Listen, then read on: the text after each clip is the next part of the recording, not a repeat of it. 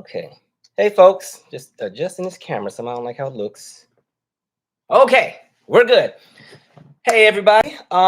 Happy Thursday. Glad to be here. I almost made it on time, but y'all lucky. Y'all know I have no problem pushing the live back by 5 or 10 minutes to get ready. But I was like, let me be on time today because I think I was late on the last one. But I'm here. So happy Thursday. All right, I'm gonna do a few hellos real quick and we're gonna just jump right into it. Look, Soulstorm talking trash in the chat. In 3, 2, 1, he's gonna change it to 925. No, I'm not that terrible, but I almost did. All right. All right. What's up, Ella Holder? Said said they're eagerly waiting. Always learn something new in the chats. Thank you. I appreciate that. Nappy Chow, Lauren Lumsden, being Reese, Tea Cakes Janny. I think I'm saying these right. Soulstorm, what up? Margot Wilson, what up? What up? What up? Let's see. Sonia Bethany or Bethay. What up? What up? What up? Sam J. What up? Yo, Nicole.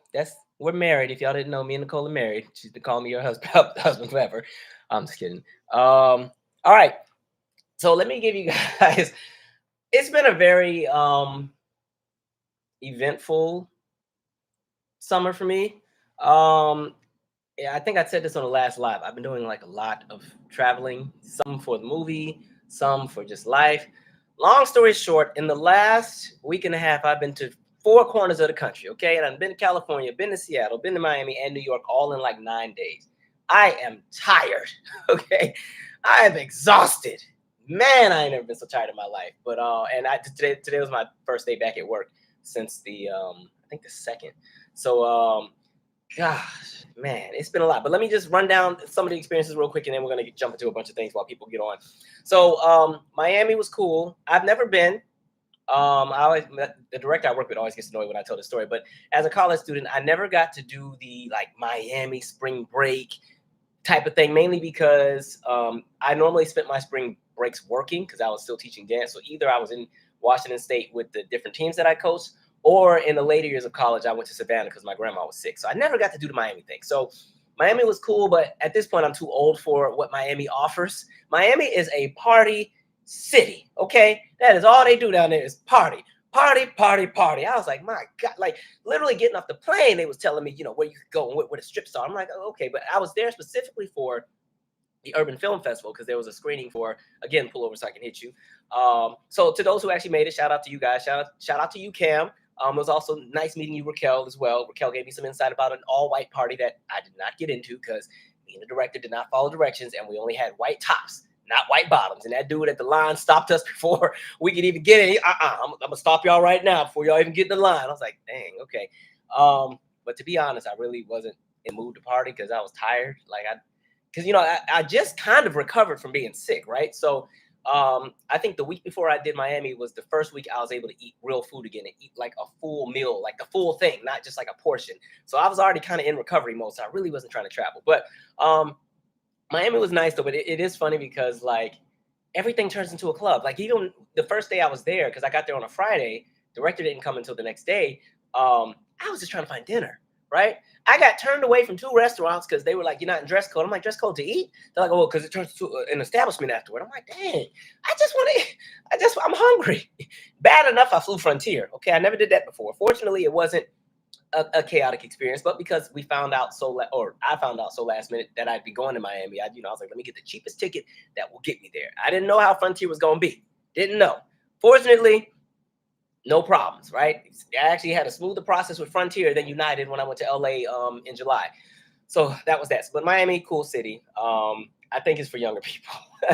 I'm not really a partier like that. So we did go out because the director I work with is like 8 years younger. So she had me at every club, margarita, and I don't drink right now. Like after I got sick, I was like, I'm not gonna drink for a while because I need my stomach to fully recover. So I don't need to be putting no alcohol in there, burning up stuff. So I don't drink at the moment. So I'm picture me at my big age, out in Miami at 2 and 3 in the morning at all these clubs and the fist pumping music and folks dancing. And by the way, first of all, one of the places that we went to, it was kind of a mixed crowd, right?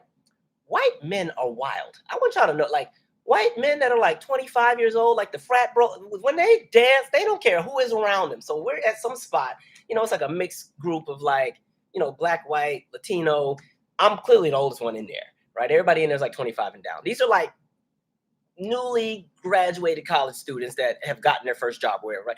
And it was like, first of all, a lot of the venues are not even like indoor. They don't have, because the weather is so nice, they can have these outdoor venues with just a nice little roof covering, and that's it. But I was like, I think turned down for what came on them white boy. I was like, you was getting elbowed in the face, and I was like, Lord, these kids are wild in here. I was like, Lord, get me out of here. But it was a good time, I guess. I might have enjoyed it had I actually been in the mood to want to party, but it's a beautiful city. I love the water and all, but the people are nice. And the part that got me was the random roosters walking on the sidewalks in some neighborhoods. I said, I ain't never seen that before. But I thought the festival was pretty cool. I love they do it in Overtown, because we've done some videos on Overtown. So it was really kind of cool to see things come back full circle in regard to like black entertainment and black segments of Miami. So I love that. Then I went home, right? I haven't been to Washington State since 2018, right? So I went home. My mother also met me there too, so that was really, really cool. My brother wasn't able to go. He's in Texas right now. But home was great. I didn't know how I was going to feel because I really haven't been there in like 6 years. But I was able to do a few things, see some people. I went to my father's grave for the first time since the funeral because he passed in 2015. And what's crazy is I didn't know how I would respond, right? I wasn't sure if I would get there and lay out on the grass and cry and wail. No idea. But either way, let me tell you about that experience. First of all, the cemetery that he's buried in is so big. It's this huge cemetery where you just can't show up and go find the grave. You're going to have to go to like the office that they have. And then, they're going to give you the map and tell you where to get stuff. Man, first of all, the weather, I don't know what this thing, climate change. Me growing up in Washington State, the summers, you might get 75, 76 degrees. In a special season, sometimes it was 80. It was like 94, 95 degrees the day I went to my dad's grave. I was like, I don't remember it ever being as hot. Those were like one-off days when I was growing up. But now it's like very normal out there, or regular out there. So it was like 90 plus degrees. The map that they gave me was not really good because the cemetery doesn't have a lot of really great landmarks. It's just grass and flowers and flags and a few trees. And this is this massive cemetery that you can drive through, and there's this segment, and they're like, your father's buried in, I think it was called the Winchester or Windmist, something, right? Ain't no sign, ain't no Winchester sign, no something garden sign. You just drive, right? And so I'm trying to drive and use this map, and I think I'm in the right spot, but again, there are no checkpoints. So I finally am kind of in the vicinity of what I think my father's grave is. Why was I out there for an hour trying to find this grave? I'm hot, sweating, and like I took some of the candy out the candy jar when I went to the funeral place, right? And the candy, it was one of those like butterscotch discs. The thing cut my tongue, right? Sometimes the candy, those hard candy, sometimes they get that sharp part. So my tongue is bleeding. I ain't got no water in the car. I'm going through it. And I couldn't find this gravesite to save my life. There was this Vietnamese family that was nearby. And I was just asking them like, hey, is this like the Winchester or Windminster segment of the cemetery? They didn't know. They were just being nice people and putting flowers on everybody's grave. I'm like, okay. Then they asked me if I wanted to help. I was like, well, I'm okay. Thank you. That's very nice. I'm trying to find my daddy right now. The only reason I found the grave, my brother went with his son maybe a year ago, and he took a picture on the gravesite. And fortunately, because he did one of them shots like this, there was a gazebo and a tree in the far back corner. And so I'm looking at the picture, and I'm like, gazebo, tree. So I have to go all the way to the other side of the field, right? So by the time I finally find my father's grave, right, I'm not even emotional anymore. I'm hot, out of breath, tired. I'm about to cuss my dad out. You would be buried somewhere where we can't find you. But oh God, but it is interesting though, because then then you actually do tear up once you finally get there, because it's like I didn't want to leave, right? Because it's kind of like, dang, this is the closest I'm gonna be to him for a while, because I don't really go to Washington State often. And then it kind of hit me because I said this before on one of the lives. I think that's the one time y'all almost caught me tear up on here, where I was saying that like before my father passed, I always felt like he was that like security blanket I had, like as far as that male role model I could look up to or seek guidance from, he was always that. So when he passed, I've always felt like I haven't had that since 2015. I feel like a lot of times I've kind of just been moving on my own. And yes, there's people in my life that try, but I never had a lot of uncles.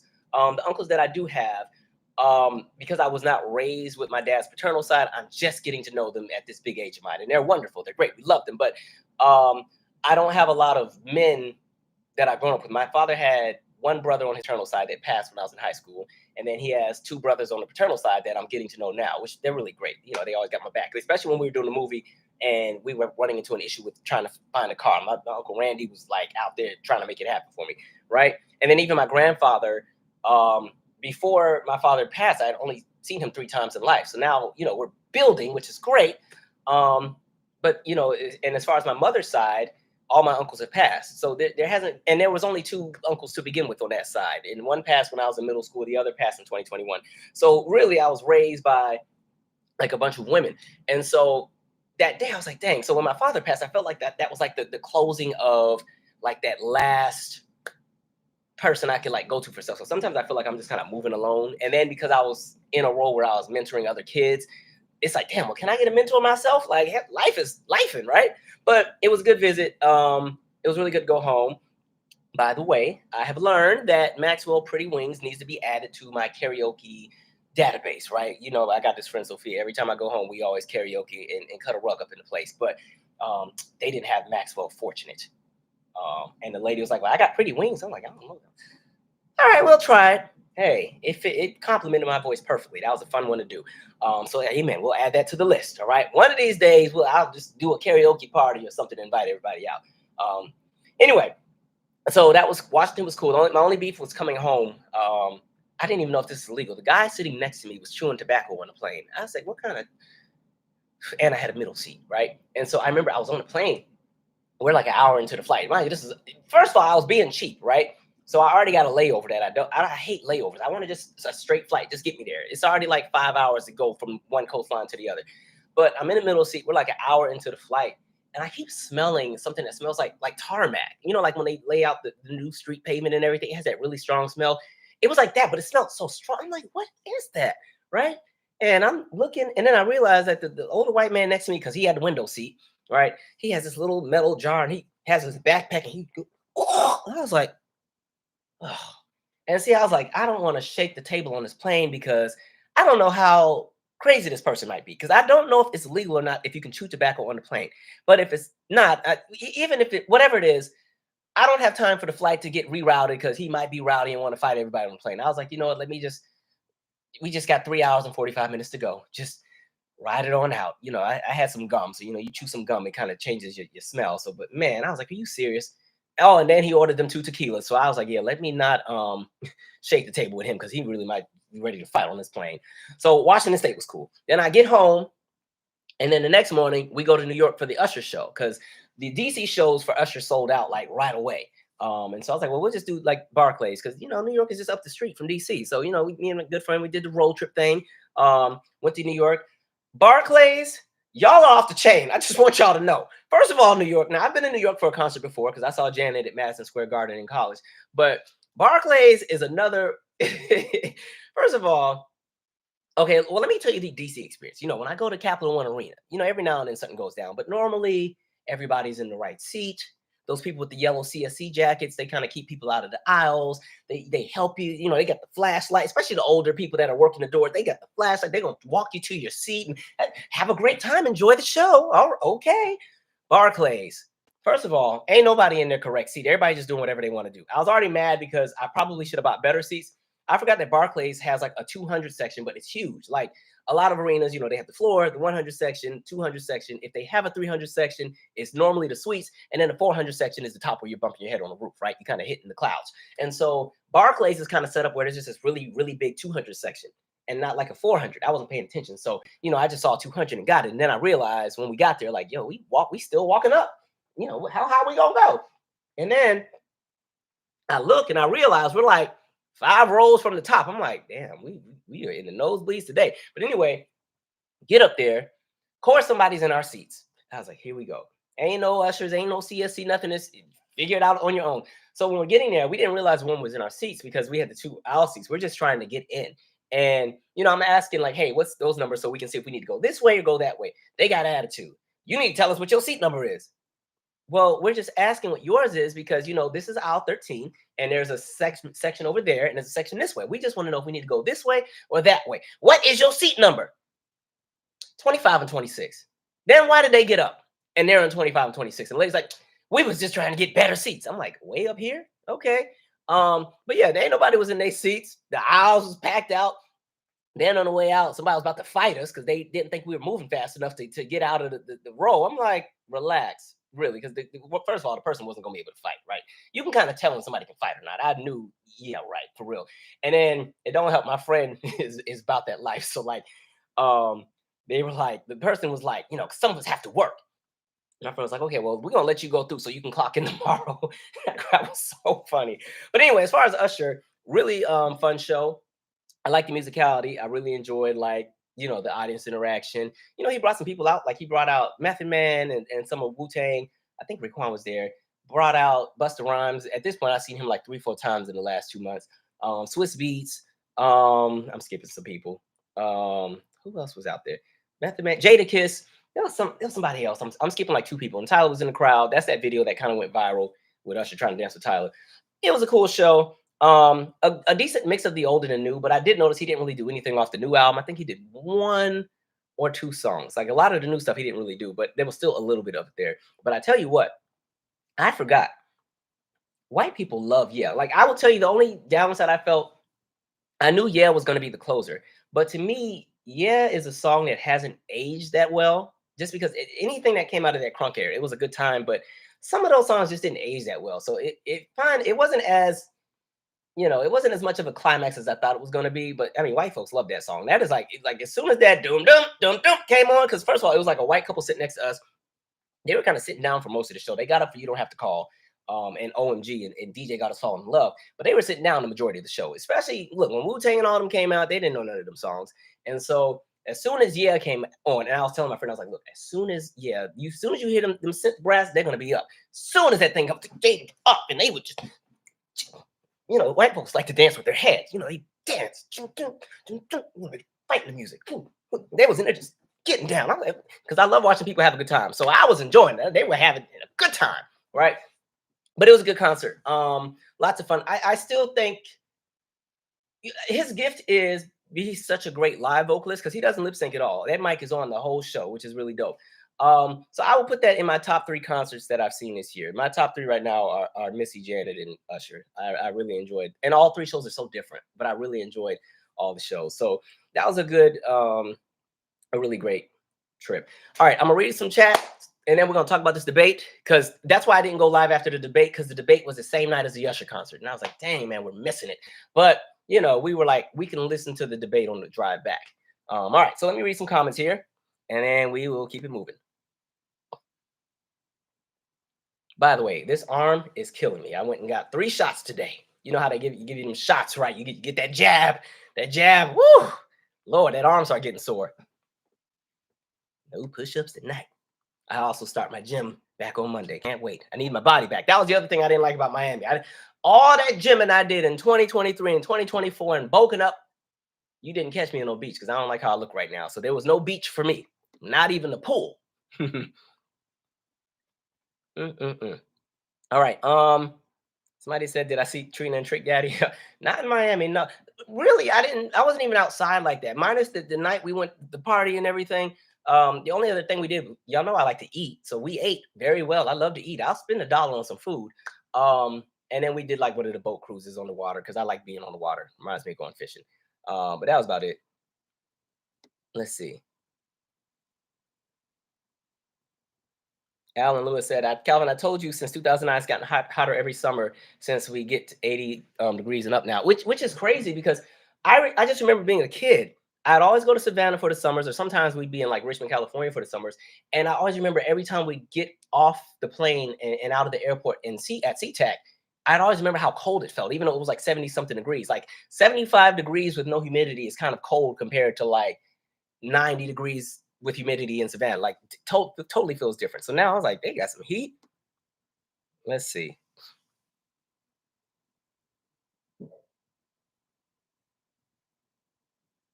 Somebody said, who else chose Calvin over Karen Clark Sheard tonight? What is she on? She's on YouTube tonight? What they got? I am going to the reunion tour with my friend. I got a ticket to that one too. So let's see. Mm-mm-mm. Somebody said, "Not you out there serenading people. Pretty Wings is such a good song." It actually was really nice. Yeah. It's a nice song, and you never know, like at a karaoke bar, because people normally don't want to hear anything slow. They want to jump and scream and sing like CeeLo Green, F you, like that's depending on the crowd. And this is like a biker gang crowd with a few black folks sprinkled in, but hey, they liked it. So yeah.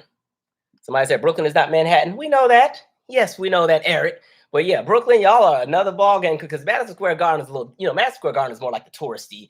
Everybody in Times Square, they know it. Barclays, you in Brooklyn, right? And the thing is, like, people in New York they're gonna do what they do because what you gonna do about it, So I think Barclays is a pretty venue. It's a really nice venue. Um, but Barclays was off the chain in there. I said, yeah, we ain't about to start too much in here. Like y'all about to tie up with Baltimore with the people fighting at the Anita show, right? But no, it was just it was like the staff and the poor usher in our section. She just knew not to even bother nobody because she was like 5'1", 90 pounds. And I was like, just do your job quietly over there safely because you piss off the wrong person, it's going down. But what I also noticed in New York is like people get to the show when they get to it. There were people still coming into the show like 20 minutes before it was over. And at this point, it's 11 o'clock. People still just now getting to the venue. And it was like that when I saw Janet at Madison Square Garden that year too. Like, I remember it looked. I mean, this is like 2008. I remember it was so empty because that's that tour that wasn't doing that hot anyway. So she already didn't sell out the venue at the time, and there were so many empty seats. I'm like, damn, am I the only one here? Because I was about to start moving down to the better seats. And then, like by the time the lights went up, it was like the arena had filled up. I'm like, oh, okay. So New York, you gonna do what you do. Anyway, let's see. Somebody said, why come to a joyful occasion with negativity? Listen, exactly. I'm in a space of happiness right now, right? Life has been really good to me for the last few years. I done put in a lot of work. I'm happy that I'm getting the results. So, life is great. Anyway, somebody said you don't have to call your ish. Yeah, that's my song too. I was probably singing that louder than Usher from my seat because you don't have to call. It just takes me back to middle school. All right. We do have a lot of topics tonight, so I need to wrap up this section. Um, let's see. What's the best city to go to for a concert? I still think everybody should experience a concert in New York because it's like no other. It's just cool. I love New York. It's one of my favorite places to go to. Um, I think okay, if I could, and then I'm gonna go to the debate stuff. I think everybody should experience a show at the Forum in LA, especially because to me, I feel like that represents old LA. I know there's Crypto Arena and there's the new Inuit Arena or something like that that just opened, plus SoFi Stadium and all that. But I feel like the Forum represents, I don't know, when you think of all those greats from way back when that were doing those big concerts and stuff, a lot of that took place at the Forum. So I just always think the Forum is a venue to go to. I think, well, Reliance Stadium isn't there anymore. That was in Houston, but Superdome, everybody should experience something there, whether it's Essence or even if it's a football game. Georgia Dome is gone, but I do think people should experience Mercedes-Benz Stadium for something if they can. Of course, I think Madison Square Garden it's something you should check off just because, that venue's been there since the early 1900s. I forgot when they opened. I think 1920. I can't remember. So I would say Madison Square Garden. Those are the main ones, at least for me. Those are the main ones that I think, as far as venues, people should get a chance to see or just experience if you can. Oh, I'd even say United Arena in Chicago. I'd even say that one. Anyway, let's focus. Let's see. A few more. All right, anyway, we got to move on. Okay, let's get to, actually, let me do one more happy thing. Well, this isn't happy, but yeah, let me do one more. Okay, let's do this. I was about to talk about Frankie Beverly. Let me cover the debate first, and we'll go back to Frankie Beverly. Let's do that way, all right? Because I feel like I'm gonna get on my soapbox when I start talking Frankie Beverly. So make sure y'all don't let me skip Frankie Beverly after I finish talking about this debate, all right? Okay, so with the debate, I need a sip on this. Jesus. Ginger tea today, all right? First of all, in the last few years, I'm not really pressed about debates because, especially at this point, just like I said before, Joe and Orange Man went, because I feel like people know who they're getting behind at this point. There's not really an in between because there's such extremities of difference between the two that I don't know how you can sit in the middle on anything. It's either kind of like you're entertaining one or you're entertaining the other, or you're just unfazed and you're not participating at all. That's kind of like the way that I see people kind of going right now. But okay, I'll say this: we semi watched and listened to the debate as we were driving back to DC. Right, so this is after the great Usher concert. So we're not watching this with all of America. We're getting this the day after a really great night, and then had brunch and saw some stuff in New York. Look, I went to Junior's to get some cheesecake. Did all that stuff, and then we got in the car. So we're like in a good mood. We're like all giddy, and because me and my friend, we cut up in the car every time. We're gonna put on a playlist and sing all the songs as loud as you can, having a great time. We're like, all right, let's put on this debate because I know when I get home, people are gonna want to hear about it on YouTube. And so, sorry, hold on, I'm trying to see something here. What is this? What is this? What is this? What is this? Okay, anyway, sorry, work related stuff. So anyway, debate starts. So we're listening, and I was like, this is so unserious already, right? They're eating the dogs. I said, is this what we've really come to? Is this? They're eating the dogs. They're eating the cat. People are saying that their pets are being stolen and eaten by the Haitians. I said,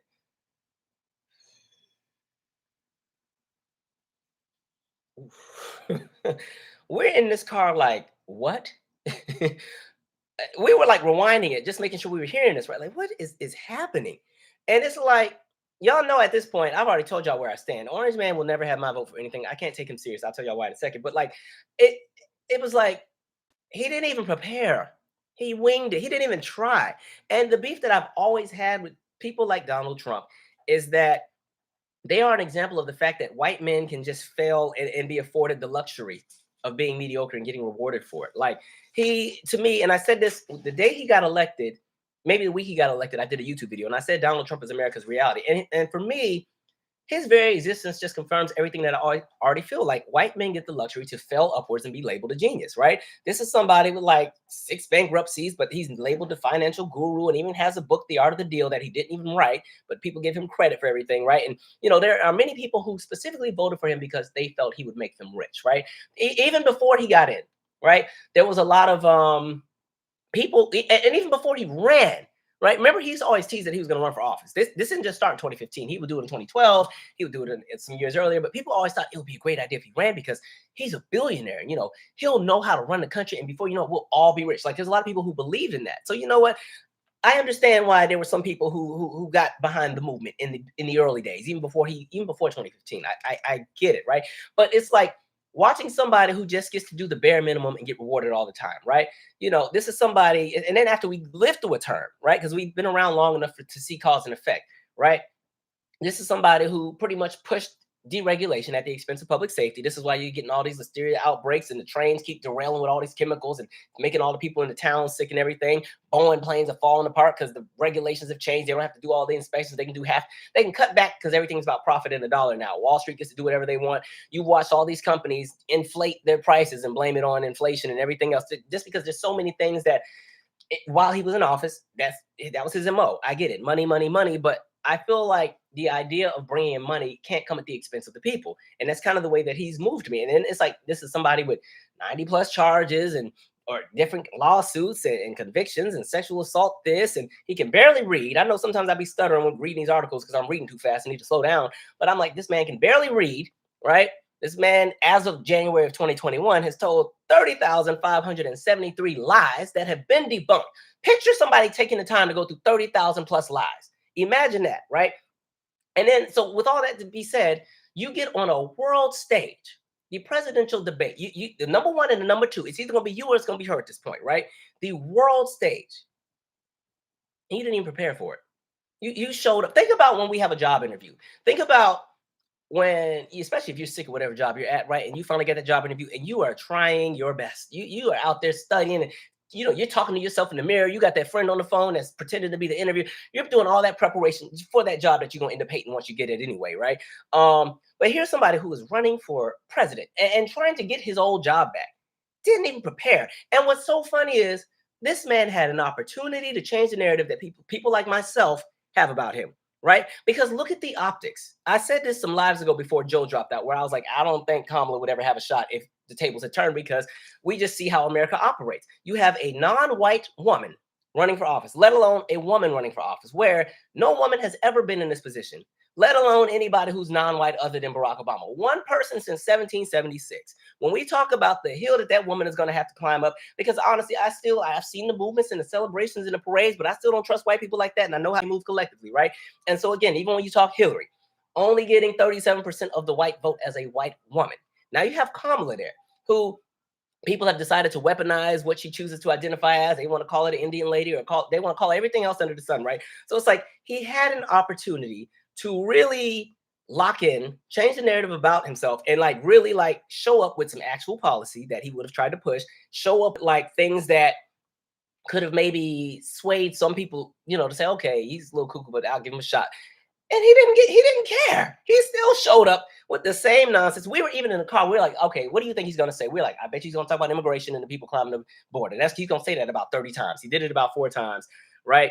And it's like, for me, he just represents white male mediocrity in this country, where white men get to just do any and everything, and nobody cares because they'll always move the goalposts every single time. Because look at how much people put on Kamala or anybody, like how much they put on her so far, everything that they want this woman to do. But Trump gets to slide on everything, right?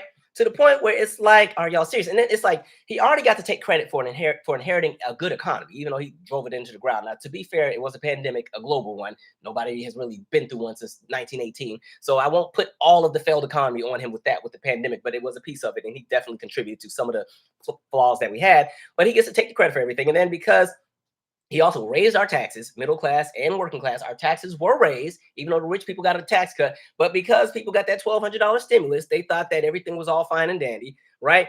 And then even when they got to the part with the Affordable Care Act, because that's one of the main things he was running on. Romney was running on that too back in the day. They're going to get rid of Affordable Care, or the Obamacare, right? When they ask you if you have a plan, you had 9 years. In the same way when he was cooking Hillary, like, you've been in office for 40 years, what have you done? You had 9 years to come up with this plan. Y'all got all this Project 2025 and everything else. Healthcare, you still don't even have a plan. You're going to say you got a concept. Ooh. Listen, I was like, this is so unserious. And it was so unserious because I think because he was so all over the place, you didn't really get to hear a lot of what Kamala was bringing to the table, because she had to keep responding to nonsense. She did say a few things about her economic plans here and there, but I don't think you got a lot of policies from either candidate.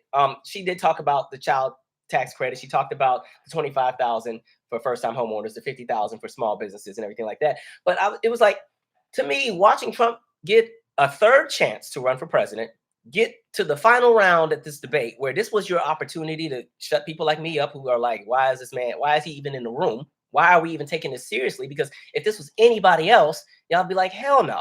Y'all were harder on Romney than Trump. Y'all were harder on McCain than Trump. Trump gets to do anything. It's almost, and I think we're in a space where people are almost cult-like with their politics. It's become so tribal. I'll get to that in a sec. But to me, Trump just reminds me of the dude from Fyre Fest, where again, white men get to fail upward. Homeboy had that whole festival and ended up in a 9-figure lawsuit for fraud, wire fraud, scamming people. People that went all the way to the Bahamas for this festival that never took place. People paid top dollar for villas and to eat out of the shells, and to swim with the pigs, and to swim with the dolphins, and take private jets, and be dying, and got none of that. Got some cheese sandwiches in a styrofoam place. That's where Keith Lee should have went, right? And still, what happens? New Fyre Fest this spring. People threw money at him to do it again.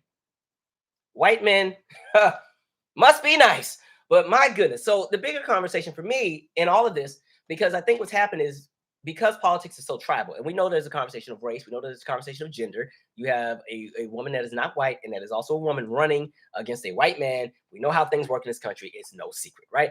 And my thing is, when people talk about the problems that we're having, my beef is that people aren't looking at things globally. So inflation is one of the big talking points with this election and just in general, right? Everybody's tired of paying high prices for everything.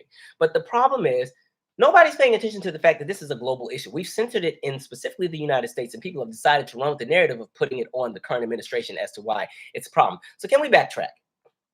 Now, in 2021, right, the International Monetary Fund predicted that global inflation was going to go from 4.7 to 8.8% in 2022, right?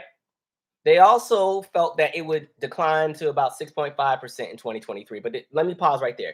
So when that announcement was made that, okay, inflation is about to go up, 4.7% to 8.8%. Around the same time, what was happening in the United States, right? We had the Build Back Better Act, we had the American Jobs Plan, and the Infrastructure Investment and Jobs Act.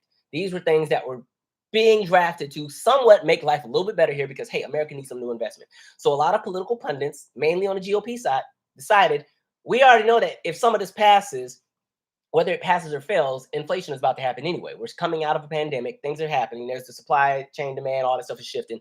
Inflation is going to go up. So here comes the narrative that the Biden administration is the reason why everything is going high. Biden came in here and ruined everything. Your prices are high. When in reality, inflation was coming whether we wanted it or not. There was nothing that we were going to be able to do, mainly because we were coming out of a global pandemic. So every country had inflation, right? But the problem was because we were pushing through Build Back Better and they were pushing through the American Jobs Plan and Infrastructure Investment and Jobs Act, now there's a scapegoat. The inflation was coming either way, but now we can put it on the current president and say it's his Build Back Better plan, which is why everything's expensive. When in reality, those were things that were created to create jobs, to fix infrastructure. I'll come back to what all that did. And mind you, only a fraction of that passed anyway. We didn't get the full Build Back Better plan, and stuff got swallowed up in Congress, just sat there. Stuff was not voted on, or stuff didn't pass and everything like that. But a lot of GOP pundits knew that inflation was coming based on the reports coming from the International Monetary Fund. They already told us inflation was coming. It's a global thing. Understand that there are a lot of moving parts when we're talking about global economies and when it comes to the economy that you live under.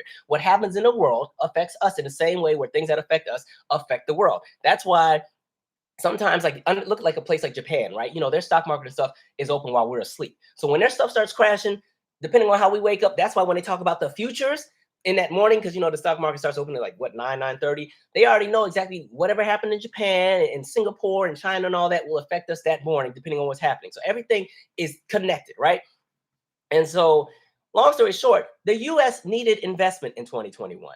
As bad as COVID-19 was, COVID was an opportunity for the U.S. to have a reset and invest in the people. The problem with what we've been living through is that there hasn't been investment in this country. We needed a new version of the New Deal for the 21st century. The only reason people romanticize the 1950s and 60s and the early portion of the 70s before things started falling apart is because of the end results of things like the New Deal that created all this white wealth, right? Because this was some huge, massive program designed to invest in the American people, minus the black folks. We weren't a part of that, of course. But understand, with the New Deal and all these different plans, it created jobs. It built infrastructure. It built our freeways, which would indirectly go and destroy a whole bunch of black neighborhoods. Built our freeways, built our institutions, built our schools, our malls, our airports, our train stations, upgraded our railways, updated our water systems, built dams, built everything you can think of, invested in our auto industry, our commercial airliner industry, all these different things, right? That was what the New Deal was able to create. And then you also had, redlining and FHA program and Social Security and the GI Bill, all these new programs aimed at investing in the American people. Again, black folks, we weren't a part of much of that. We were left out of most of that, unfortunately. Another conversation for another day. We've done it a million times here, right? And so that is what white Americans and people love to romanticize when they talk about how prosperous the country used to be. And then would also work in our favor. Because remember, the New Deal came after the Great Depression, and we're also right smack in the middle of World War II. The other piece is that because World War II was so devastating, right? And the U.S. was always fortunate because of our location. We're not surrounded by anybody who wants to kill us, right? In order to get here to tear up our stuff, you got to take a long journey across the Pacific or a long journey across the Atlantic. So by the time people even try to get over here to invade, Intel has already got it. Meanwhile, we took our stuff over to them. So Europe got all tore up. Asia got all tore up. Northern Africa got all tore up. All these different places got their stuff tore up. We never had to deal with any war on the home front during World War II, minus Pearl Harbor. Right. So because of that, because our infrastructure was never destroyed during the World War and World War I either, we were able to invest in ourselves. So our competition in the auto industry, Germany, Japan, didn't have an auto industry because everything was blown up. So here we go. Here's Ford. Here's Chevy. Here's all these different companies that are growing and making things massive.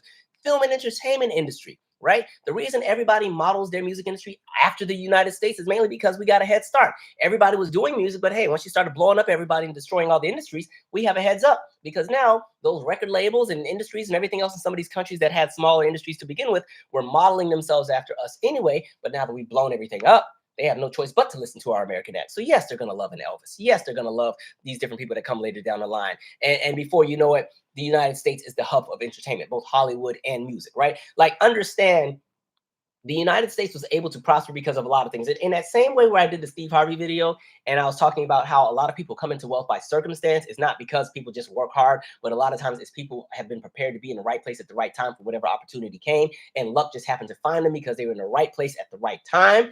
Same thing for the United States when we're talking prosperity.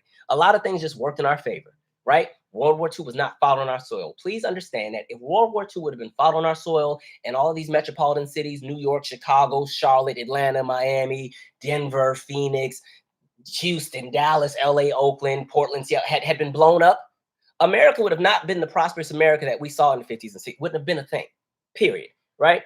But anyway, so you have that element. And then again, here comes the New Deal. Here comes all these programs. There's the investment. So the things were already working in our favor.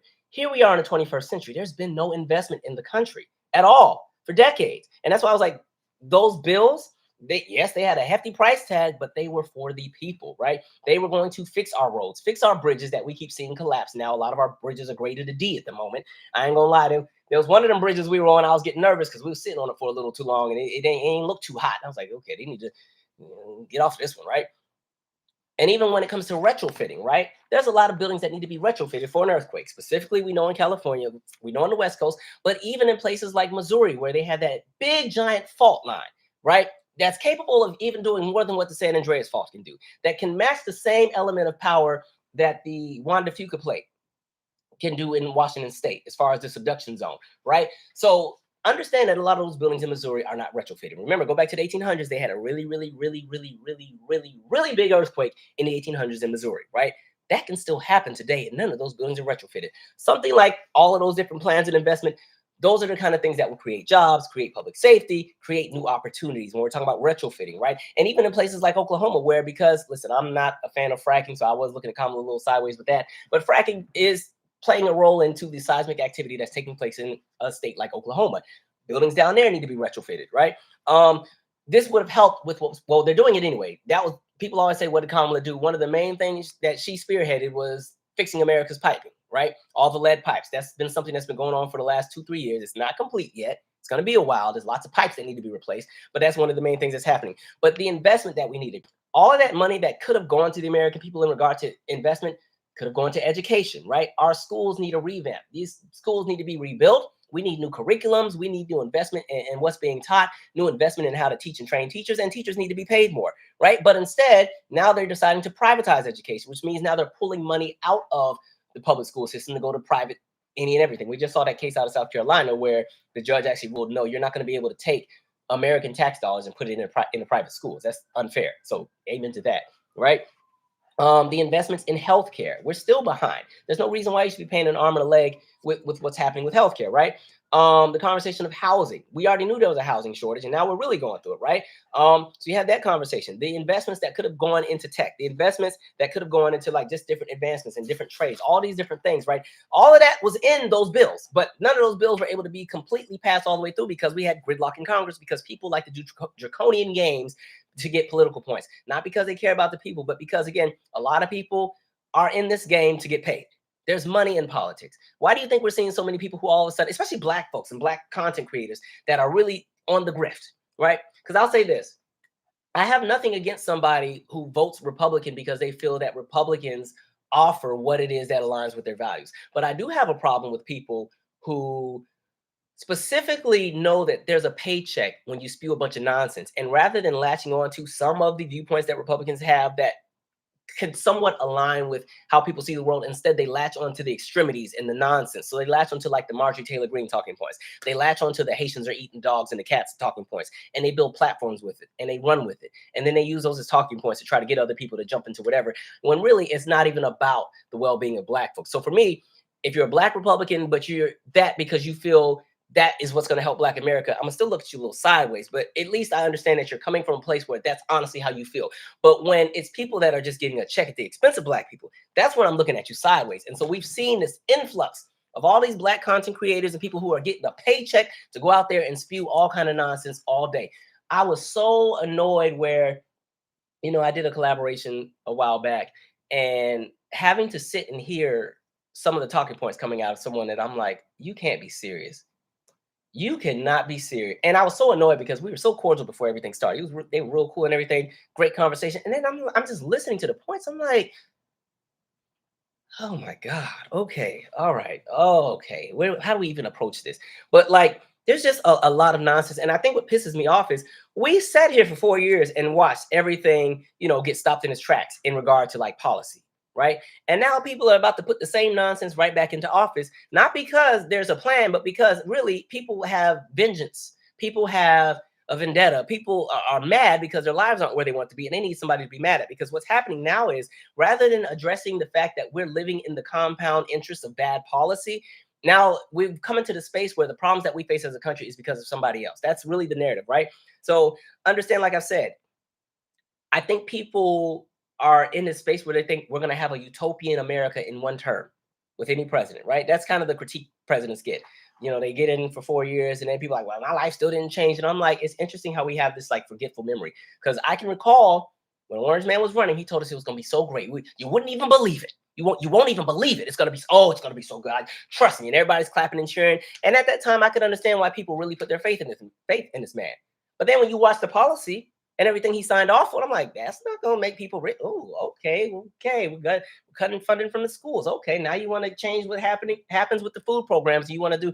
Remember the idea when it was going to come with, instead of the food stamps, it would be like the Blue Apron. They're going to give you the box of food and drop it on the door. You get some canned goods and shut up and eat, right? All these different things like that. And then again, the tax code changed in 2017 going to 2018, which was actually the Paul Ryan bill, and Trump signed it. And we've seen how that happened. Now everybody's mad because they're not getting tax returns, but they think it's Joe's fault. I'm like, no, that's the policy from 2017, 2018. Everything sticks with us, right?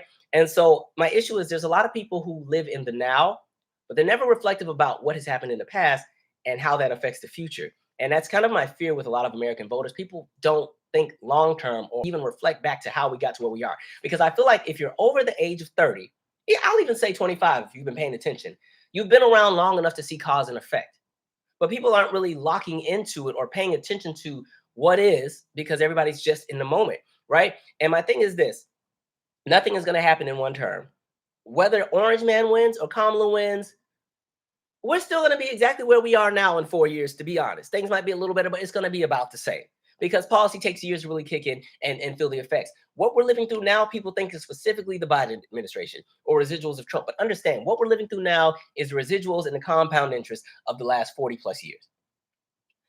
Deregulation, right?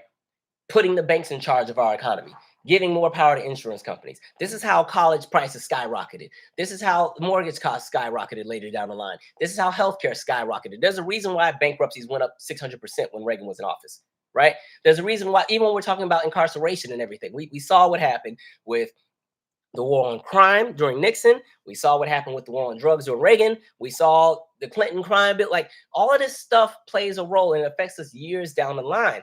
And what we're finally living through now is all of this stuff is kind of compounded and built up and has been dropped off on our doorstep. And so now it feels like we're getting hit from all sides with everything, whether it's getting hit with this over what I call crazy police state we live in, right? You have that going on. You got a housing crisis because there's a shortage of housing. Everything is high. What is the wildest thing? When I went to my hometown, like I said, I'm from Spanaway, Washington. Spanaway, Washington, beautiful, lovely place I grew up in, but there's not a lot out there, right?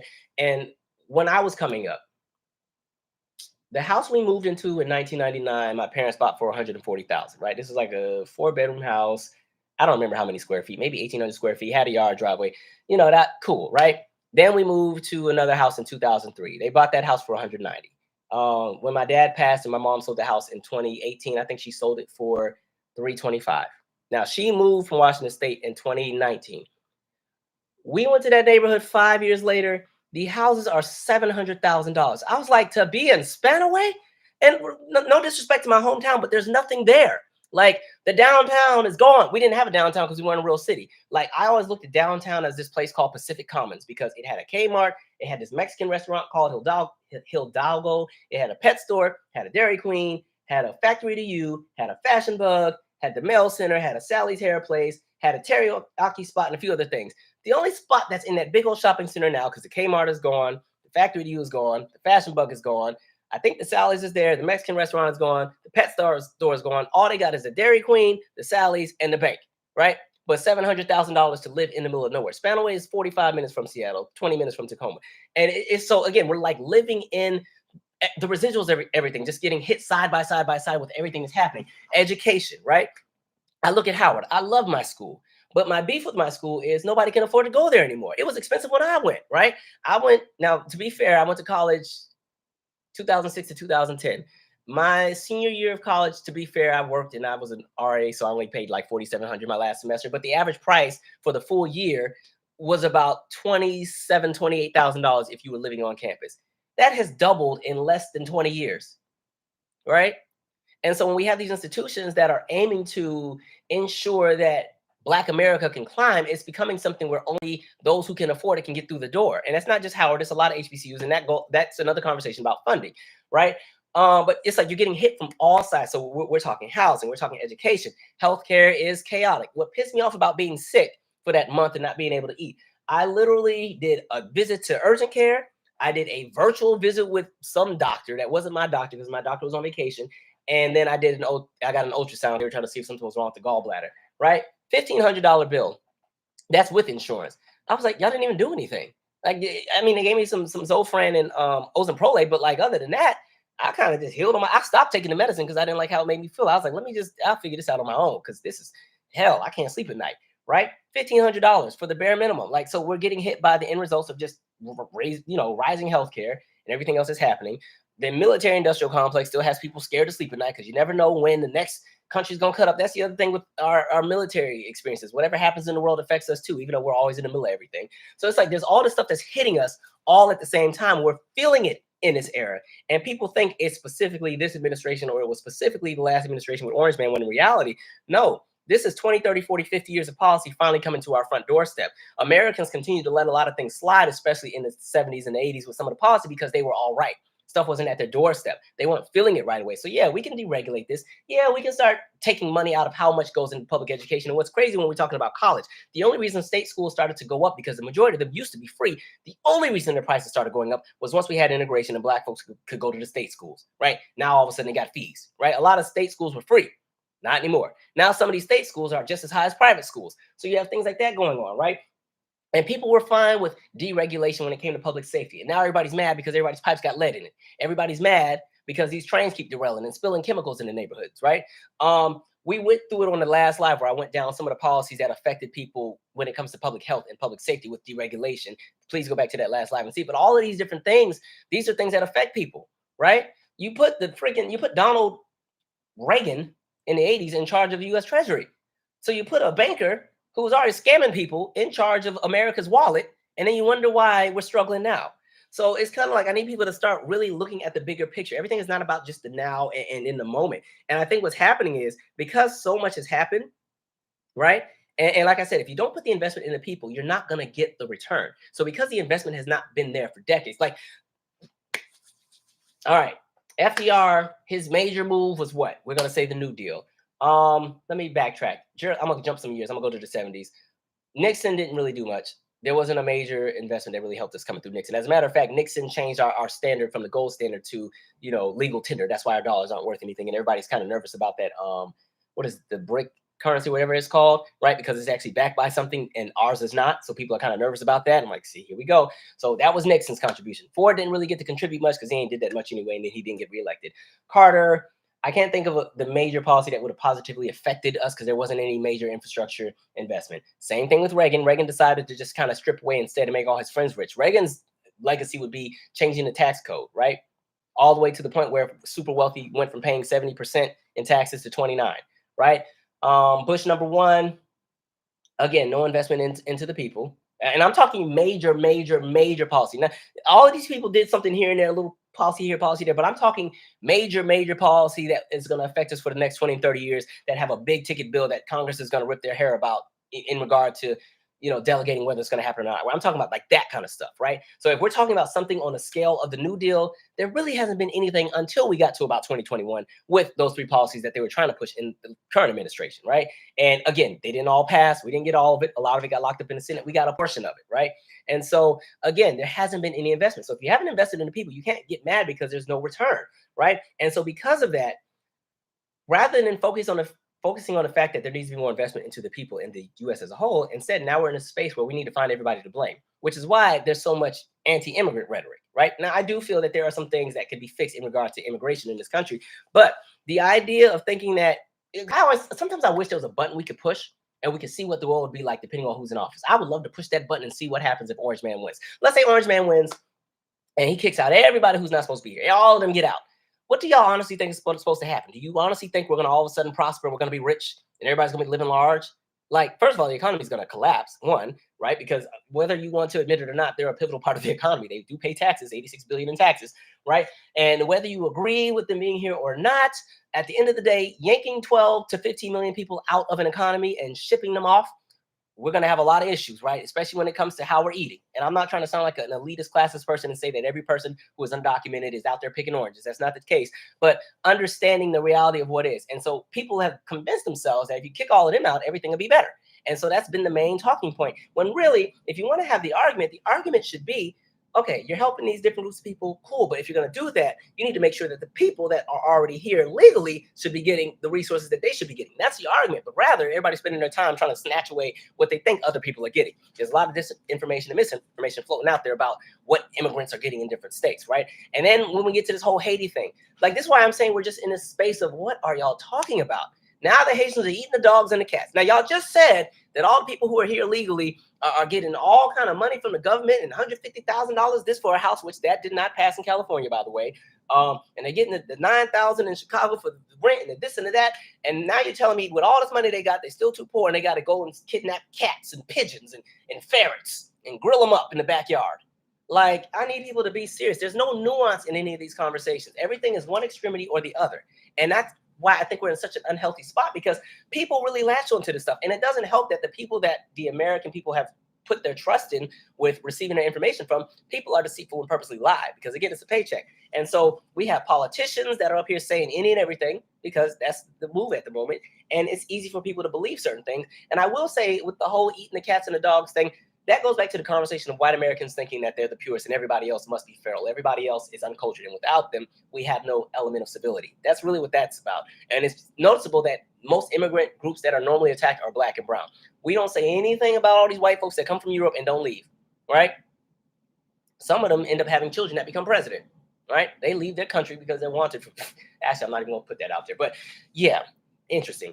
So I like I said, there's a lot of misinformation and disinformation out there. And I will say this with the immigration piece, and then I'm going to leave it at that. Because like I said, there's things that do need to be fixed. And even with that, we had a bill, right? There was a bill, bipartisan bill. All they had to do was go through Congress, get signed. Joe would have passed it. Democrats went very to the right with this immigration conversation, and they were willing to compromise. What happened? Orange Man was like, he told everybody, don't pass it because we don't need Joe to get any wins. We'll wait till we get in, right? So everybody's out here playing games, right? But my thing with the whole immigration thing is, had we not gone and disrupted all these countries, folks wouldn't be flocking to get here. Folks wouldn't be leaving their countries that we ruined to try to have a better life here.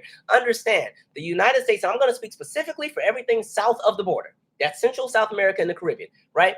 Literally, the United States has been involved in so many regime changes and coups where we've taken out leaders and destabilized governments because we wanted to specialize in U.S. interests. We've done that in Argentina. We've done that in Bolivia. We've done that in Brazil. We've done that in Chile. We've done that in Cuba. We've done that in the Dominican Republic. We've done that in Ecuador. We've done that in Guatemala. We've done that in Nicaragua. We've done that in Panama. We've done that in Venezuela. We did it in Mexico. We've done it in Honduras. We did it in Costa Rica. We did it in Grenada. We did it in Haiti. And a lot of these places, we did it more than one time. And we've already done a live where we talked about, in addition to the fact that France owes Haiti a whole lot of money, the U.S. does as well because we took over their bank in the 1920s. So it's kind of like going back to that conversation I was saying where when we're talking about politics, you have to look at the past, where we are now, and where we're going. But everybody's living in the now. And when I say the now is how I feel in the moment, right? And so when we're talking immigration or all these different things, people are mad about how things are and they think all the problems just started yesterday, as in like an hour ago. When in reality, again, we're living in the compound interest of policy that we created 20, 30, 40, 50, 60, 70, 100 years ago, right? And so, yeah, if you go and destabilize all these countries and they lose their infrastructure, they lose their way of life, their system of government, and everything is chaotic, and their government is run by people who've taken it over or drug lords and kingpins and everything else like that, yeah, the people want to get out and go somewhere else, right? Done. We just happen to be the closest place, right? So it's kind of like people need to be for real with some of this. Like, if you want to fix the issues with immigration, then okay, let's come up with an actual bill and do that piece. But then we need to get out of the backyards of a lot of these countries. We need to stop going in. And I only did Central South America and the Caribbean. I didn't go to what we've been doing in Europe and what we did in Asia and what we did in Africa. Like, we literally have, in the same way I give the UK smoke for colonizing all but 22 countries in the world, the US has so much blood on their hands for disrupting the lives of so many people around the world. And then you got all these people who all of a sudden want to be vengeful at other folks who just want somewhat of a decent life, right? So that kind of crap, it kind of pisses me off. Okay, I've said a lot. As far as the actual debate, like I said, it wasn't needed because everybody knows where they stand on different things, right? I don't think any candidate's perfect. I think we're in a space now where, for some reason in the last 10 years, and I think a lot of this has to do with people that make content and people that, again, get paid for spewing out whatever they spew out.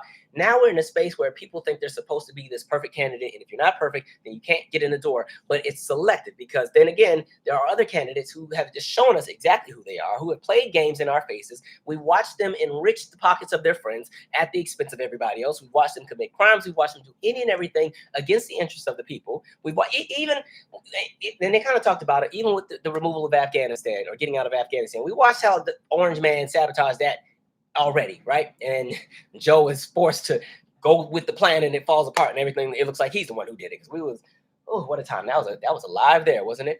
Right? But again, it's like selective expectations of different candidates. I'm over it. We didn't need to debate because we already know where everybody stands. People know what they want at this point. Like, and I think people just have to be for real with what it is. Like, do you want to have a country that still has some element of stability? Because like I said, to me, none of these candidates are ever going to be revolutionary. This idea of thinking that Kamala is going to be the Black utopian savior for Black America, she's not going to be that. She's going to be a candidate that's business as usual, because the people that get into office are business as usual candidates. You have to already expect that. Will there be things that she does that benefit everybody? Yes. Will there be things that she does that we don't like? Sure. Every president does that, in the same way that if Orange Man gets in there, same thing. So this idea of thinking that every president is supposed to magically fix our lives in one term, it's not going to happen. But for me, I would sleep better with Kamala in office, and it's not even close. That's where I'm at. You ain't got to agree. Y'all know I don't care. I already said what I said. Plus, a lot of times when people try to refute what I say, they don't ever come back with numbers and stats. They come back with something crazy. So it'll be something about, they'll randomly bring up somebody that was killed by an immigrant in Arizona in their bedroom, and somehow that somehow was Joe's fault or Obama's fault or whatever. Anyway, I've said a lot. I promise y'all, we're not talking politics every week. I don't have the bandwidth for it. My head hurts because it's like the stupidity of people. Like, goodness. I think both candidates could do a better job of really outlining their policy. Kamala just started putting up like her policy and stuff that's out there. But for me, Donald is not serious. Donald is running because he doesn't want to go to jail. That's really the only reason he's running. And he's just also vengeful. He does not like to lose, right? And I'm just tired of the disinformation and the stupid things that are being put out there and not being challenged, right? The idea of stating that, you know, illegal immigrants are running here to vote. First of all, people who don't live here are not trying to be seen. They're not going and voting because they don't want their names on anything. A lot of them don't even have bank accounts. They don't want their names on anything. They are trying their best to live off grid and do stuff under the table. So why would they do something like register for a federal election with their name, address, all their business out there? That's how you get deported. Like, it's just stupid things. And honestly, the people coming in don't care for either candidate. They don't like Kamala. They hated Joe. They don't like Trump. Like, so nobody's going to break their neck to come here illegally to vote, right? People who live here don't even vote. We got 40% of Americans who don't vote, right? But it's like just stupid narratives that keep getting put out there that stir up things, right? So, you know, rather than focusing on infrastructure, policy, housing, education, healthcare, things that matter, we have all these conversations about stupid, oh, somebody's coming to take our guns. Okay, if you say so, right? Biden and Kamala were in office, nobody's guns were taken. Obama was in office, nobody's guns were taken. Clinton was in office, nobody's guns were taken. Carter was in office, nobody's guns were taken. But same talking points. People keep latching onto the fears of white Americans and white rage and run whole platforms on it. And that's why you've seen the entire GOP become compromised, where you've seen people like Ted Cruz allow Orange Man to cook and fry up his wife on the national platform, and he's running further up in Trump's behind than Marjorie Taylor Greene. Imagine that. Imagine somebody cooking your wife and you're running behind them. Marco Rubio, same thing, right? Trump was cooking Marco for the longest. Now Marco's his best friend. Done. Let me drink my tea. Can't stand it. And again, I'm just past this, the 2016 talking points of both sides, or two coins, two sides of the same coin and all that. 2016 talking point. We're seeing it's not the same at this point. That argument for me worked in 2016. It worked in 2012. It's not working right now because I'm seeing nonsense. I'm seeing irrationality, and I'm seeing a conversation of stability. That's where I'm at. Anyway, I had some super chats. Thank you, Gray Matters. Somebody else gave something, but I can't see it. But I think if you post something again, it'll show that you donated. And I can thank you. I don't know who the other person is. All right.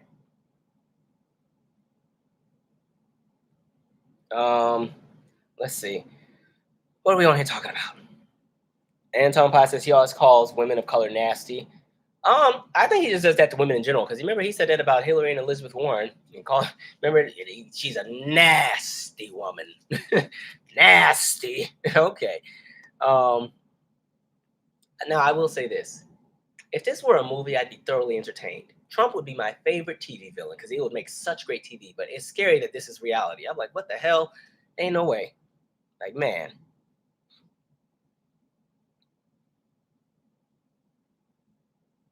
All right. Tyler Hackman said Trump only has grievances, no actual policy. And it was noticeable during the debate. There was nothing he said that he was going to do to fix anything. Everything was what somebody did wrong. Like, by the time he got to the illegal immigrants at the fourth time, I'm like, okay, I've heard it. We heard you. We heard it. Yes. What y'all going to do about it? But then there's nothing else. This whole boogeyman, us versus them thing is getting really old, right? Trying to scare white people. At some point, other people live here. Everything ain't about them, right? Yeah, no policy, no anything. And I think because he had nothing to offer, I feel like it kind of, I think there was more Kamala would have wanted to say, but again, she had to keep going and responding to dumb things, right? Goodness. Just stupid.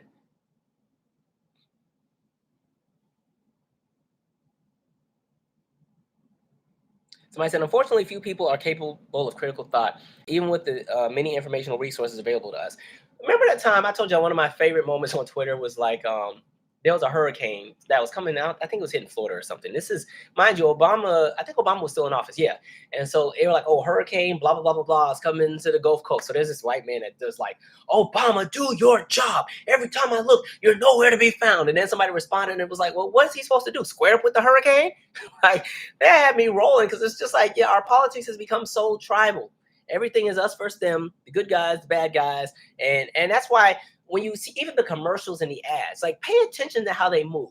When they want to capture the fears specifically of white women, they always get the white woman to do the talking on the ad. You know, your children won't be safe if so-and-so is in office. You know, even this whole narrative of now the kids are going to school as a boy, and when they come back from lunch, now everything's been chopped off. And now, you know, they went from Greg to Bethany in 2 hours. They're doing the surgery, reassignment surgeries at the school, and in the jails with the illegal immigrants, you know, they're doing sexual assignment, reassignment surgeries. Like they can just say anything at this point, just throwing anything out there that sticks, and people run behind it, right? Please go on Twitter and just look at what people say. You'll be like, are we being for real here? There's some days where I'm like, I just want to check out of everything. I just want to just check out, not like get a check, but like check out, like I'm done. Just go off grid, not off grid, but I just want my lake house away from everybody where I can sit on my swing chair under the willow tree and be at peace because I don't have the patience for this. That's one of the hardest things about living in DC. You cannot escape politics because it's everywhere. You'll be having a good day. You will be at a restaurant and then in comes Lindsey Graham and you shaking, right? You want to run over there and punch him in the back of the face and you can't. Like, man, let's see. Listen up, Democracy. Democracy said it's American greed. It costs $3,000 to go to some European universities. Amela Star said I was in the hospital for 4 days and it was almost $100,000. And even again, going with this current administration, what's one of the things that they did? Made it so that, you know, medical debt cannot work against your credit and cannot work against you in certain aspects, especially when you're trying to buy a house, like things that are trying to make things better for folks. But people want to pick and choose so instead of being happy about that or the child tax credit or, you know, the opportunities for first-time home buyers or what they try to do with student loan forgiveness, even though at every stop they've been, you know, gutted and stopped, people want to focus on, again, the alleged Haitians that are eating cats, right? Now you got to keep an eye out on Garfield because that Haitian down the street might go and get him. And he's so stupid for saying that. There's 400,000 Haitians in Florida. You might lose the Florida vote just for that. I hope you, Haiti, because I hope y'all get it together over there. Those of you who are Haitian American in Florida, your boy talking about y'all. He already said you're from a shithole country. Now he doubling down. Sorry for cussing. All right. Let's see.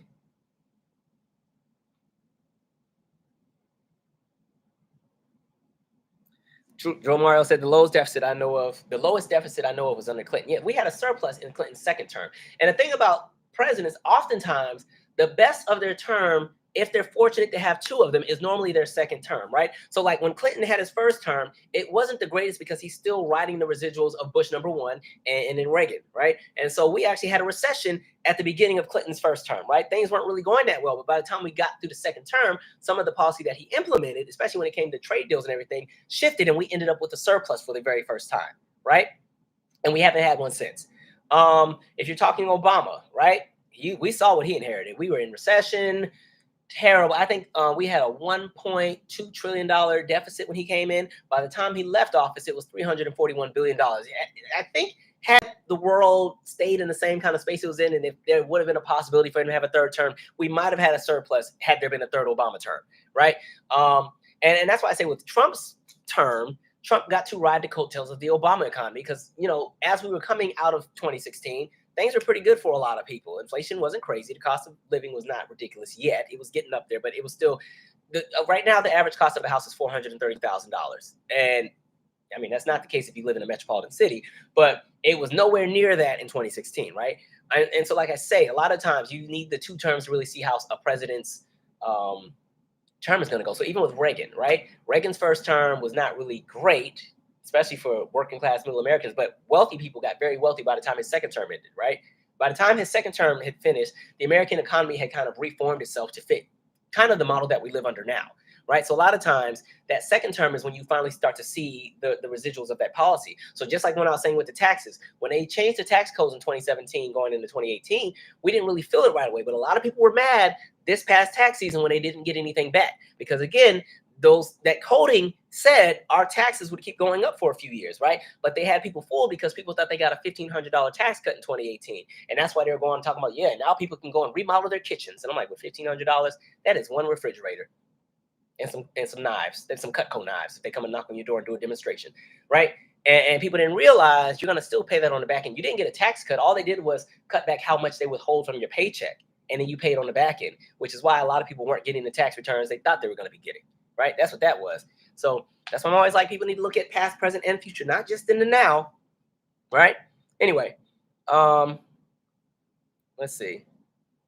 Mango Phoenix said college isn't for everyone, and I agree. And I feel like with that too, we should not live in an economy where if somebody does not go to college, they can't support themselves with a job. I feel like we should still be like, and this is why we have the trades and everything else like that. But we have to get into a space where pretty much any full-time, if you have a full-time job, you should be able to afford a place to live. That's how I feel things should be, right? Even if it's full-time at McDonald's, that should be enough for you to afford a place to live. We're now in a space where people have careers and have to work 2 and 3 jobs, right? Like even with YouTube, like, God, if I didn't have YouTube as a side thing, I'd really be in a world of hurt sometimes, like trying to pay this high rent and life is life. And then at the same time, I was doing a movie and the music, like all that stuff costs, right? And so I personally feel that if anybody has a full-time job, they should be able to support themselves. And what's crazy is there was a time period where people worked part-time and could still afford to take care of themselves and have a place to stay. That should be the experience for everybody, but we're not there. And now people need to you keep seeing these articles, in order to live comfortably in this city, you need to make $110,000. Like what? That is unheard of, right? So yeah, there's that.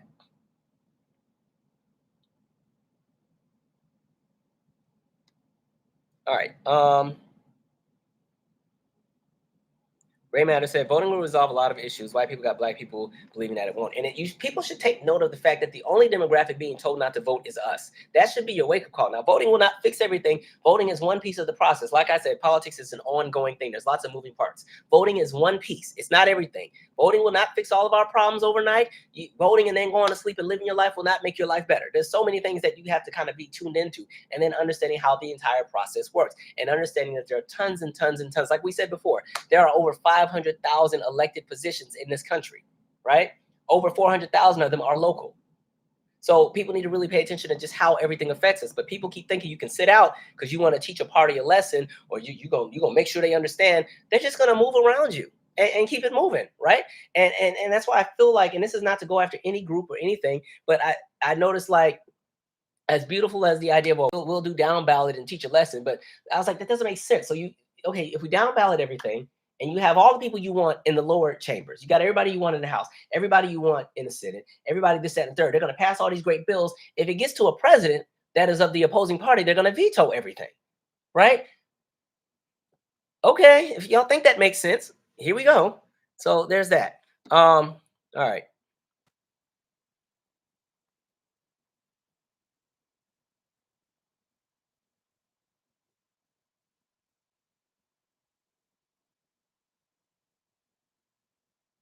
Um, Tyler Hackner, U.S. policy has a history of destabilization. That's what we've always done, all right?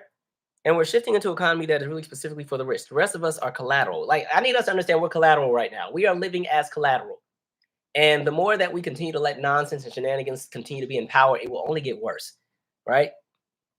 And I feel bad for people like millennials, us, the latter half of Gen Z, I'm sorry, the latter half of Gen X, Gen Z, Gen Alpha. Like, what works against us, Gen Alpha, Gen Z, millennials, the latter half of Gen X, is that most of us don't have a lot of wealth accumulated to buy ourselves out of our problems. Anybody that's the older half of Gen X and up, fortunately, because it's a different country that they grew up in, they have a little cushion money they're sitting on. There's a lot of folks right now who have, things go down, you're out of luck, right?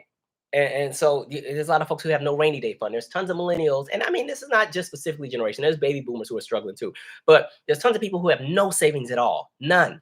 Do you know how scary that is? If you're living paycheck to paycheck and you have no savings, so there can't be any kind of emergency. It makes me think back to even before the Affordable Care Act was a thing. Like, understand, when I got out of college, Affordable Care Act wasn't a thing, right? So for about a year and a half, because I was unemployed coming out of college, I had no health insurance, right? Because I got kicked off my parents' health insurance, and they had the good insurance because, you know, they were military government. They had that TRICARE. I got kicked off the TRICARE, right? And because I didn't have a job, there's no insurance to an employer, and I didn't have any money to just randomly pay for insurance. So, you know, I had to live very carefully for a year and a half. You know, you drive a little bit slower, right? You look at each stair as you walking down, because you can't afford to slip and fall in and sprain your ankle because you ain't gonna have no money for a cast. You just have to put some icy hot on it. Like, that's a scary reality, and that's people's lives, right? So yeah. Anyway,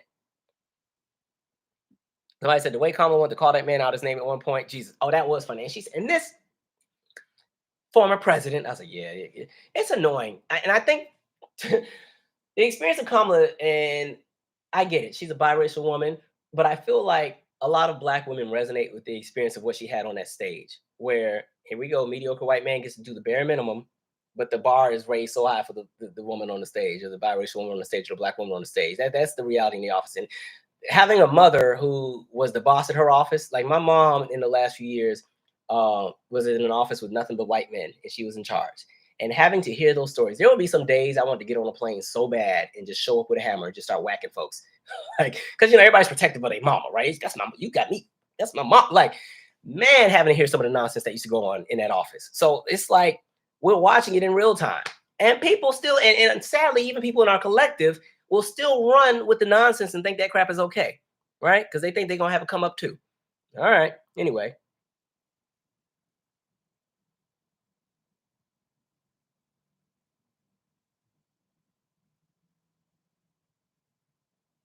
um, somebody said he's a criminal. End of story. That's not. It would have been different if it was one or two counts. This man got like 90 counts against him. Some people can't even count to 90, right? And this man got 90 counts against him and has a 50-50 shot at being in charge of your livelihood, right? Somebody said Trump's no tax plan would have allowed Elon Musk to claim that his $50 billion bonus from Tesla can be called a tip and go tax free. Kamala's plan was for food and hospitality workers. Yeah, that was the piece with Trump's piece, is that bonuses would count as tips. That's something. And listen, um, we already know that corporations don't even pay. Like, understand, y'all be cooking the illegal immigrants. They're paying more in taxes than corporations right now. So when we're talking about infrastructure, the trillions that these companies make, Apple, Amazon, y'all know where I'm going with it. All right, okay. All right, we gotta move on, y'all. I'll sit on this all night because y'all get me on my soapbox. I'll never shut up. Um, Thank you, Diva Journey. Do you think K through 12 schools will improve under Harris? I think you need not in one term. I feel right now the move, like I said, people want to privatize education, so there's an attack on public education. This is why this during the Trump administration, that's when they started pushing the school choice thing, and they painted it as giving parents the opportunity to choose where their kids can go to school so they don't have to go to those bad ones in the neighborhood, when in reality what it did was it just allowed schools to be more selective about who they let into schools, because a lot of these schools have lotteries, or they have programs where they can kick the kids out of school for underperforming. That way they can keep their numbers high and their stats, so they can say, oh, we're the top tier school, this is why we charge what we charge. And then with that, the idea was pulling taxpayer money that comes out of our property taxes that we pay to fund these schools, because that was the next phase. If you can allow public funds to go to private schools and schools that are run by these different businesses and business owners, then that will fund those schools, because these wealthy business owners don't want to fund the schools. They want us to do it. It's the same way where in a lot of these cities, it's always a billionaire. Every 20 years, they want a new stadium or a basketball arena, and they want the taxpayers to pay for it. They don't want to put up any money. They want us to pay for it. That's why the Capital One Arena deal, or the deal with Monumental to move the Washington Wizards to Alexandria, Virginia, failed, because people of Virginia were like, we're not paying for that. You're a billionaire. You do it. And then his argument was, oh, the stadium is, or the Capital One Arena is the oldest arena in the country, and it's so dangerous there, and it's falling apart. And I'm like, Capital One Arena is a nice arena to me. I live by it. It's a beautiful arena. It's my favorite venue to go to, right? Same thing what we're seeing happen in Philly right now, with them trying to move the 76ers because they want a new stadium. And here we go, billionaires again, right? So with education, again, the goal is privatizing. And the danger with that is if education becomes privatized, where every time you keep pulling the kids out and you start funding these private schools with public taxpayer dollars, understand there will be kids that won't be able to get into these private schools that are created, these school choices that are out there. And the only option they will have is what's left in the neighborhood. But if the money has been taken out of the K through 12 institutions that are public, where there's nothing there, because understand, this is so much bigger than just this era, because then you have to go back to even No Child Left Behind. That's the kickoff right there. That's the kickoff of saying we could punish schools, pull their funding when the schools underperform, and then when we pull their funding, we can give that to our friends who can go and do whatever else they do. Like, notice you started to see the influx of charter schools and magnet schools and all these different schools that weren't regular public schools in the Bush era. That's when you really started to see it take off. They've always been here, but they're not as numerous as they are now, right? And so I think we've had 20 plus years of damage done. It's not going to be something that can be fixed in 4 years. But I think there can be some policy there to protect the livelihood of a lot of public schools. And I'm somebody who came out of public school. So I don't like when people give the narrative that public schools don't work. They work when the money is there. They work when the schools are actually properly funded. And sadly, there's a lot of public schools that don't have the funding, either because they're penalized because they underperform, or they keep getting shut down. Like even here in DC, go back to 07, Fenty closed 21 middle schools. All those became real estate, luxury apartments. And really, it's not luxury. It's just an apartment where they got stainless steel appliances and linoleum floors, and it's luxury, right? Apparently, this is also luxury too. This building is older than me, but it's luxury, right? I'm like, okay, this old building I'm living in. I'm just happy I got some space. But so yeah, I if she gets in, I think she'll be able to, if she has a Congress that's also on her side, because you're going to need a House and a Senate. Like if it's a divided House and a divided Senate, then nothing's going to get done. Right. And then everybody will say, well, you gave it forward, she didn't do anything. You need everybody. You need a House and a Senate in order for stuff to work. And then we still got that crazy Supreme Court. Right.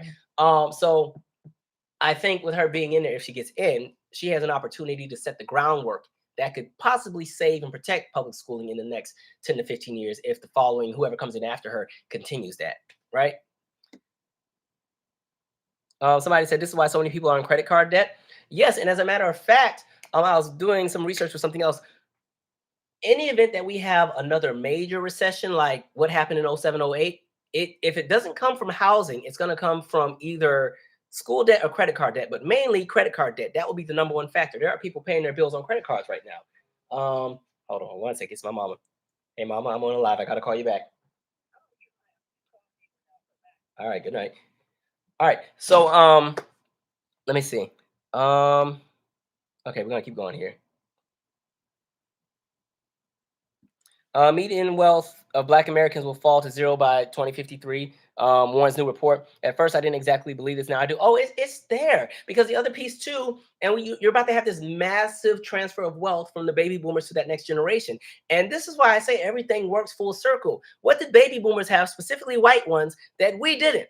Right? Please go back and revisit my Whoopi, That's Not How This Works video because it explains all of that. I'm not going to do it tonight because we don't got all day. But long story short, white Americans were able to accumulate a bunch of wealth due to anti-Black policy, due to redlining, due to us being left out of the FHA program, left out of the GI Bill, left out of the New Deal, left out of all of these different things, our neighborhoods being destroyed by the interstate freeway system. Even in my favorite place in the world, Savannah, Georgia, if you're talking I-16, go and you're looking at what neighborhoods were destroyed when I-16 was built. One of the first things I did when I went to Miami, because I knew the place was in Overtown, is that I just started looking where the freeway was because I remember that Overtown used to be a bigger area. We did a video on that too. And again, the freeway was built right on top of it and Black people were pushed into Liberty City. I was out there on like some Where in the World is Carmen Sandiego investigation type stuff, right?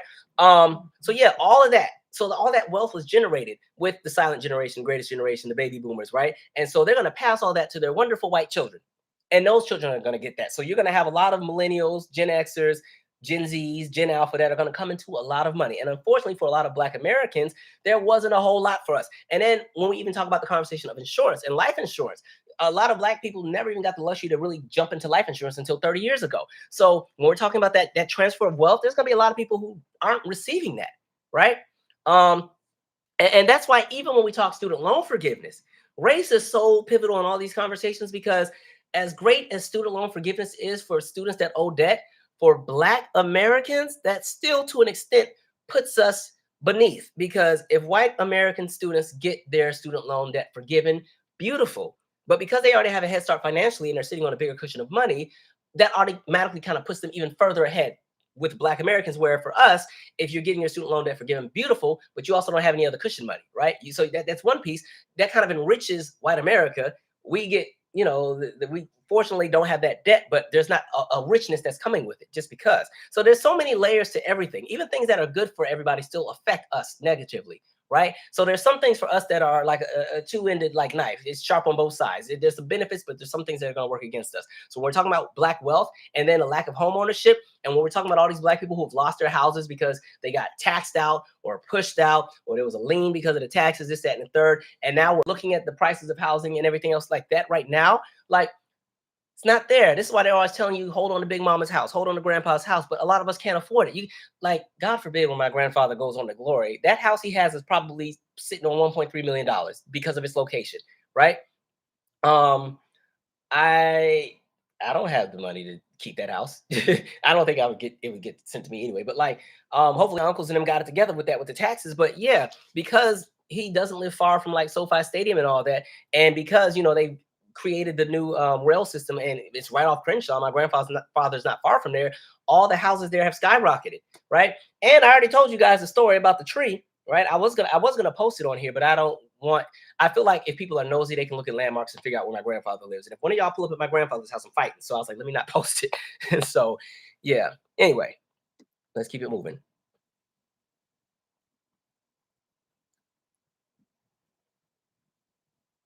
Okay, I gotta move on, guys, because I have so many other topics and we ain't even got through half of this. Okay, so I told y'all to remind me about Frankie Beverly, so we're gonna go back to Frankie. Where am I at here? Page 2. So make sure y'all know I gotta write. I be writing these notes down, okay? Okay. Wait, that's page 1. Hold on, where's my page 2? Okay, got it. Okay, I need to sip after that one.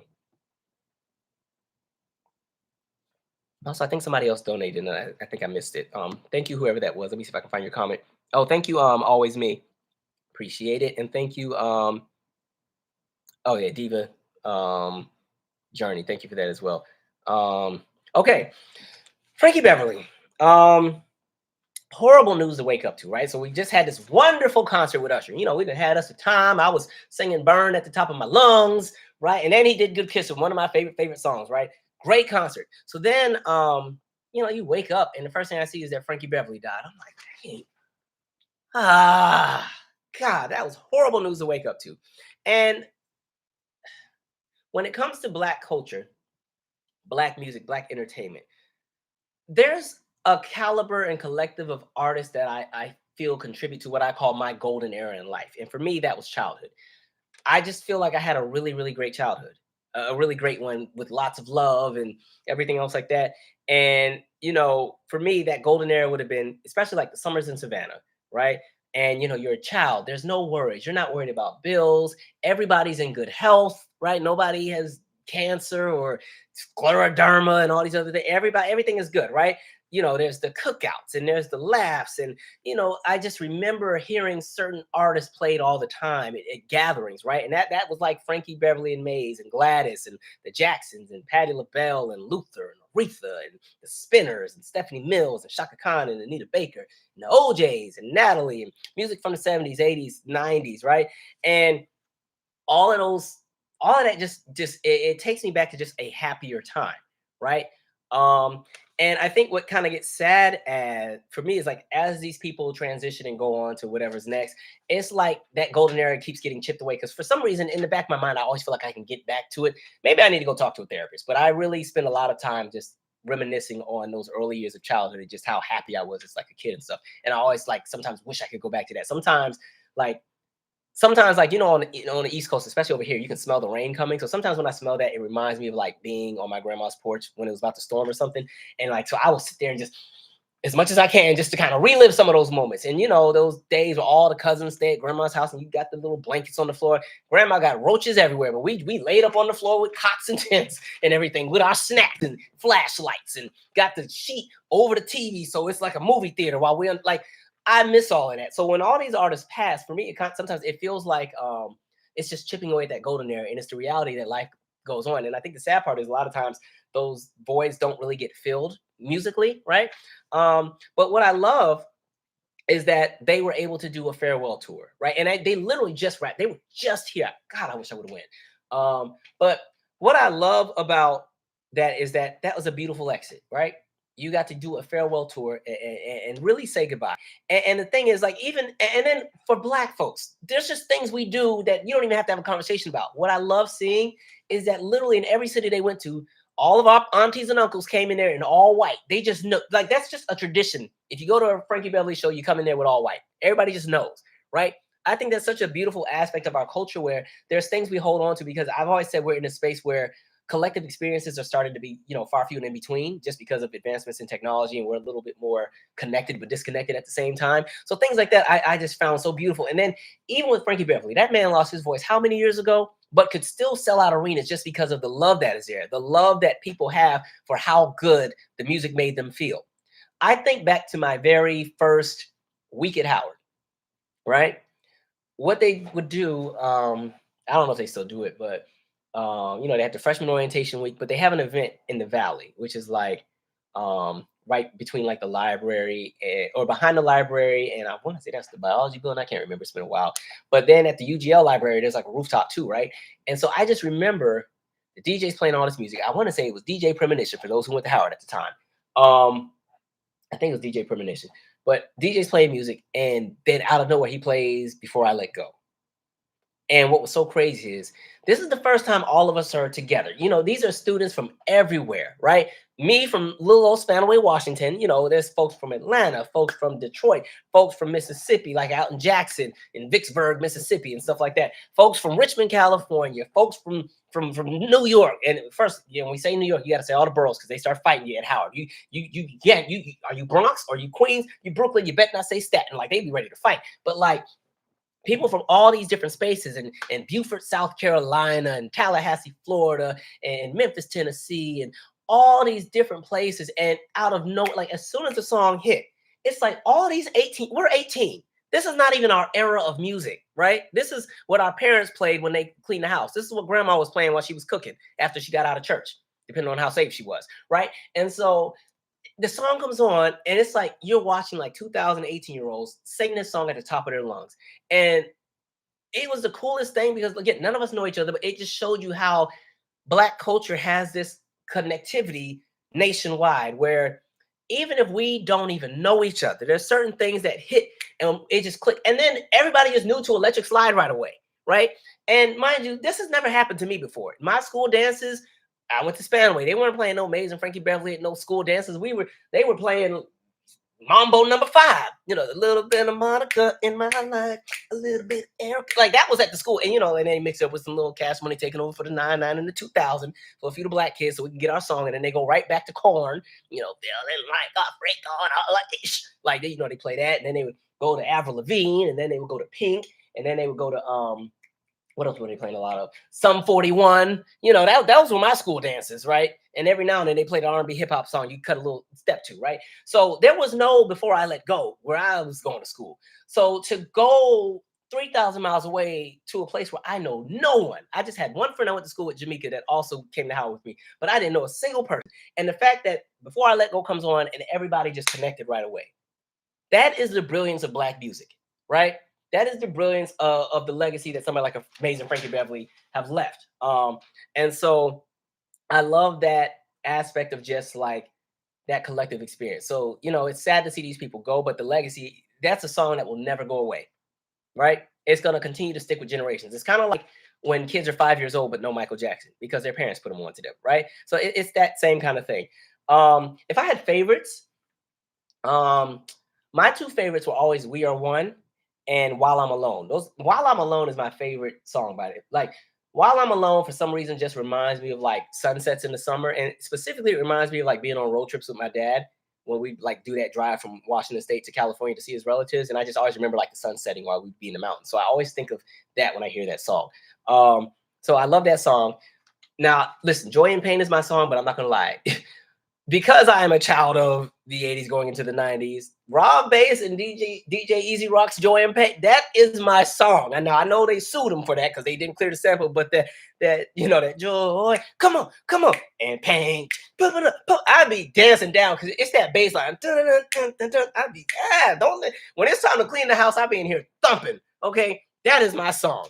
But great music. And when you talk about vocals, that's some singing there. Like I wish I had a voice like that. Because man, that's a talent there. So yeah, it's sad to see these people go, but I think they've left their mark, and that's why I always say celebrate these people while they're here. When you kind of spend all of your time only in the now with entertainment, you don't even realize how great the acts are that you're missing out on. My kids used to get so pissed off because I was always introducing them to something that was from even before my time. Because I'm like, you listen.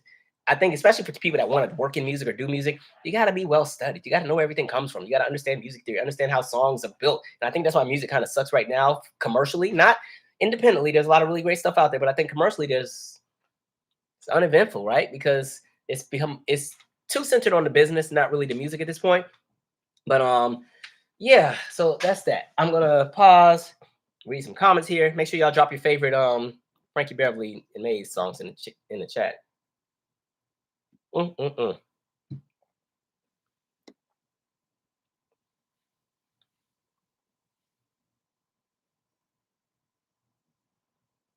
Listen Up Democracy said, my beautiful black people, this is the most crucial election of our lives. Project 2025 is literally a plan to deport and hurt us. Project 2025 wants us to close HBCUs for hurting white people. There's a lot going on. I hope people really think of not just them, like I said, people either move as an individual or they move as a collective. I think kind of communally with how I do my politics, because it's not just about me. Because if my neighbors are doing good, then I'm gonna be doing good. If it's just about me, mine, and the hell with everybody else, then eventually, if I'm the only one doing good, my neighbors are gonna hate me and want to slit my throat. So let's eat together. That's how I move, right? BW Coakley says she's gonna live a long time. You was just talking about her. I hope so, since they took my daddy so young. Look, I need extra mom time. I need her to be like 105 and able-bodied and in her right mind. Let's see.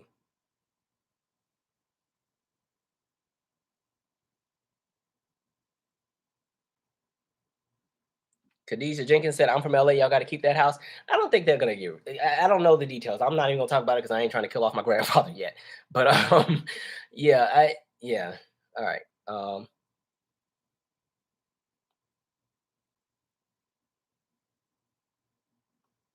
Oh yeah, and then James Earl Jones just died. Well, 93 is a good age. Like 93, you can't even be sad when they go on because that you were given ample time to be great, right? 93, I think, is you don't feel like somebody was taken too soon. You never want to see anybody go, but 93, I think, is a good age to go. It's sad when people go in like before the age of like 80 to me. Anything under 80 to me is still too young, right? Unless this was like the 1850s, folks was dying at 41. And that was the norm. right? Now, oh, somebody said grandma got roaches everywhere. True. And it was only because her house was old. Her house was built in 1927. It had a lot of cracks. And she had a pecan tree in the backyard. She had a moss tree in the front yard. She had a banana tree in the back. She had it's not a weeping, oh, the honeysuckle bush, and because Savannah's by the water, them water bugs slash roaches live in the trees, right? And so anytime the wind blew, them roaches would be coming all through the cracks in the house. I used to be like, man, because my grandma had the old wood panels, and she had turned her garage into the den, right? So she put like a carpet in there, put some wood panels, and that's where the TV and stuff was. And so that already really wasn't technically the house. And normally all the bugs in your house go in the garage, right? So yeah, them roaches used to find their way. And then, whew, man, we used to have roach patrol. All right. Oh,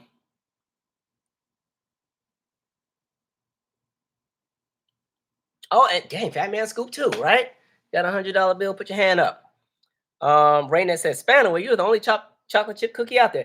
There was a few of us out there because most of the black people who were in Spanaway were because of the military, right? Your parents worked on Fort Lewis and you lived nearby in Spanaway because it was kind of like a suburb of the base, kind of. But yeah, like I don't really know a lot of black people who are more than 1 or 2 generations in Spanaway because all of us were rooted somewhere else, either in the Midwest like Chicago or like Houston, or they were, to the South or the East Coast. Let's see.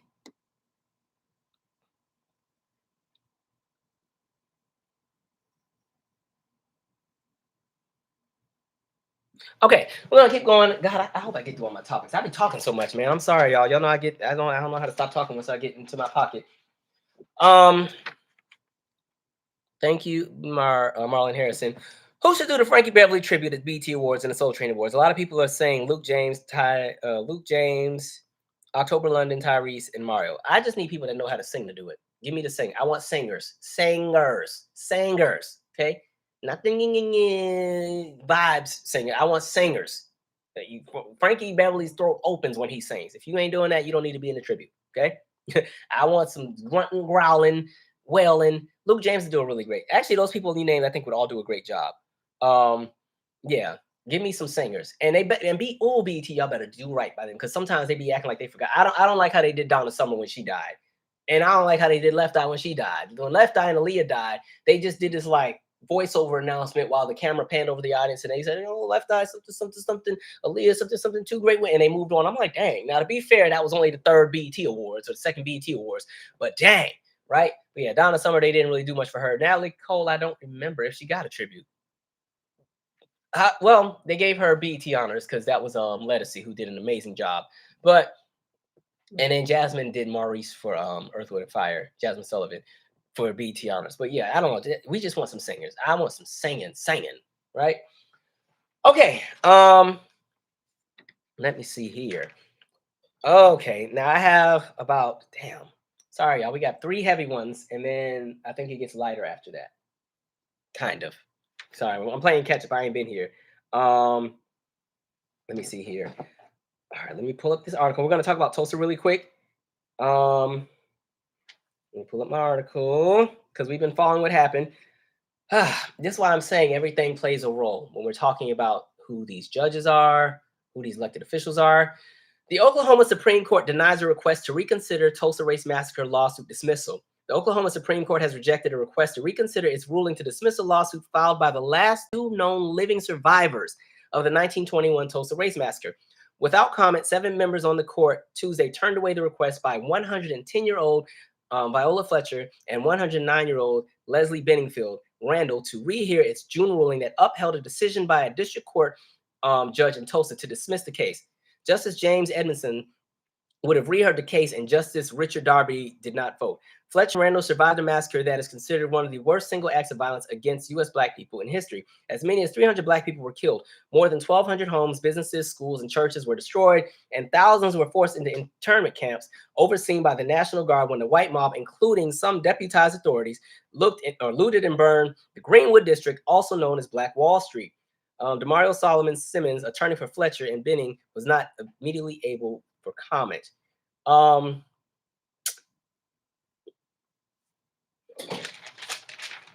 So, like I said, a lot of stuff is being cemented, right? But I think one of the things that's happening is this. In addition to, when I say cementing, that's them putting terrible people in the positions of power, locking things in.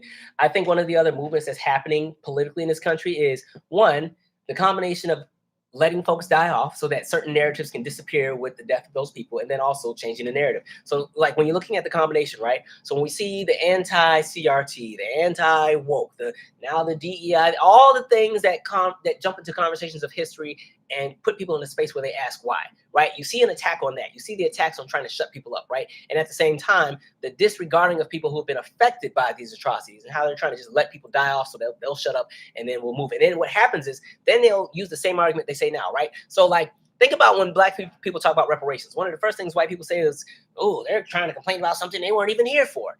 Here we have people who were here during Tulsa. They were there.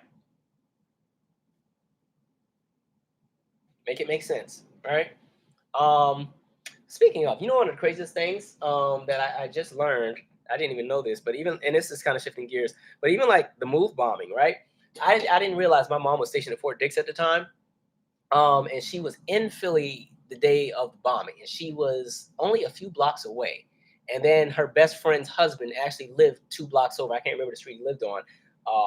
But it's crazy how these atrocities affect people so vividly, right? And how people are so connected with things you don't even know about. Like my mom's best friend and her met when I was 5 or 6, right?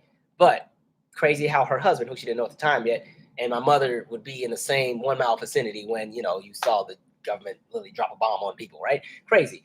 But as far as Tulsa, like, understand, we're going to continue to see these different kind of things. The idea of erasing accountability from the U.S. in regard to anti-Black racism and anti-Black violence, that's going to continue to happen, right? And this is why with a lot of movements, I think there has to be a more concerted effort on really structuring the leadership in some of these movements, and this is not to tear down anybody or anything, but I think there's a lot of chaos and division in a lot of the movements right now because we have a lot of people who are too ego driven. Too many people who want to be the face of something without the work, and then too many people who've also done the work but still want to be the face of everything, and they want credit and you got to give me this, or I'm not coming, or this, that, and the third, or rather than focus on what actually matters, they're pissed off because they didn't get the accolade or the thank you, right? And then you get into this beef of who did what first, and so we got all these different groups and everybody got different names, and it's all these different things that are tribal that we're fighting about, and the actual issues that matter are like falling by the wayside because we can't get it together. Like that kind of stuff is stressing me out. And it's so sad that literally a woman that's 110 years old, you don't even know how much more time she has left. But the parting gift that the United States gave her was no. Yes, we destroyed your livelihood. We killed all of your family. We burned down stuff. But you're not getting anything. We will not make you whole for that. We don't care about your children or your grandchildren. And understand, for the people who lost everything in Tulsa, that would affect the offspring. That's going to affect the children, the grandchildren, the great-grands, because that was an opportunity for wealth that was dismantled.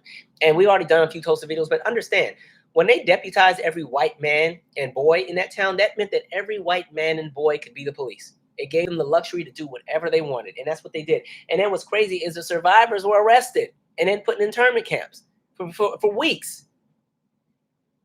Oh, my God. All right. I'm going to make this a 2-for-1 special because it still goes back to a bigger conversation. But I want to talk about Justin Robinson, and I'm going to talk about Tyreek Hill really quick. Justin Robinson, this is a case actually here in D.C. So I'm going to read the details, and then I'm going to jump straight to my thoughts on Tyreek. Let's pull that up. All right. Oh, that's what I do. Fearless Fun, too. Okay. Peaceful protests over the fatal police shooting of a black violence interrupter in Washington, D.C. turned violent to... Okay, I don't care. You mean what happened?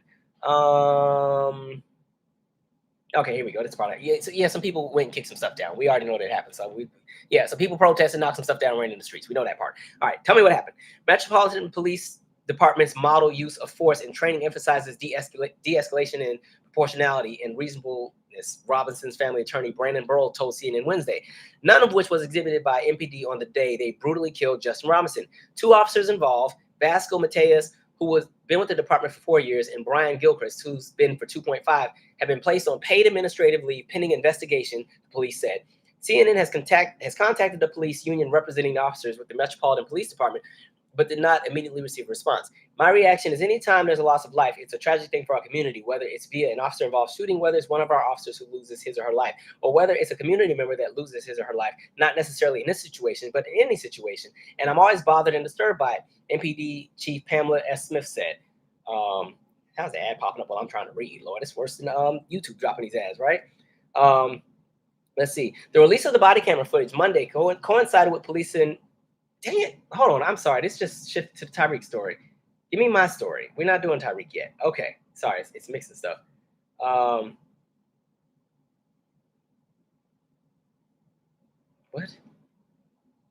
Hold on. This is... Okay, sorry, this thing is jumping. Okay, the body camera footage reveals a chaotic interaction lasting just over 10 minutes. At least 7 officers, some of whom were people of color, surround Robinson's car, which was stopped mid-drive-through after a crash.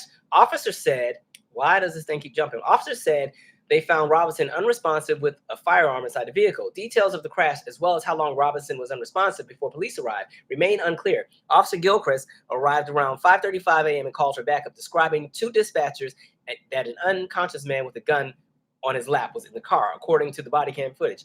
As more officers arrived, Gilchrist can be heard discussing how to approach the suspect. So what we need is deadly coverage and extraction, he says in the video. When Robinson began moving, officers issued verbal commands for him to keep his hand down or keep his hand off the weapon.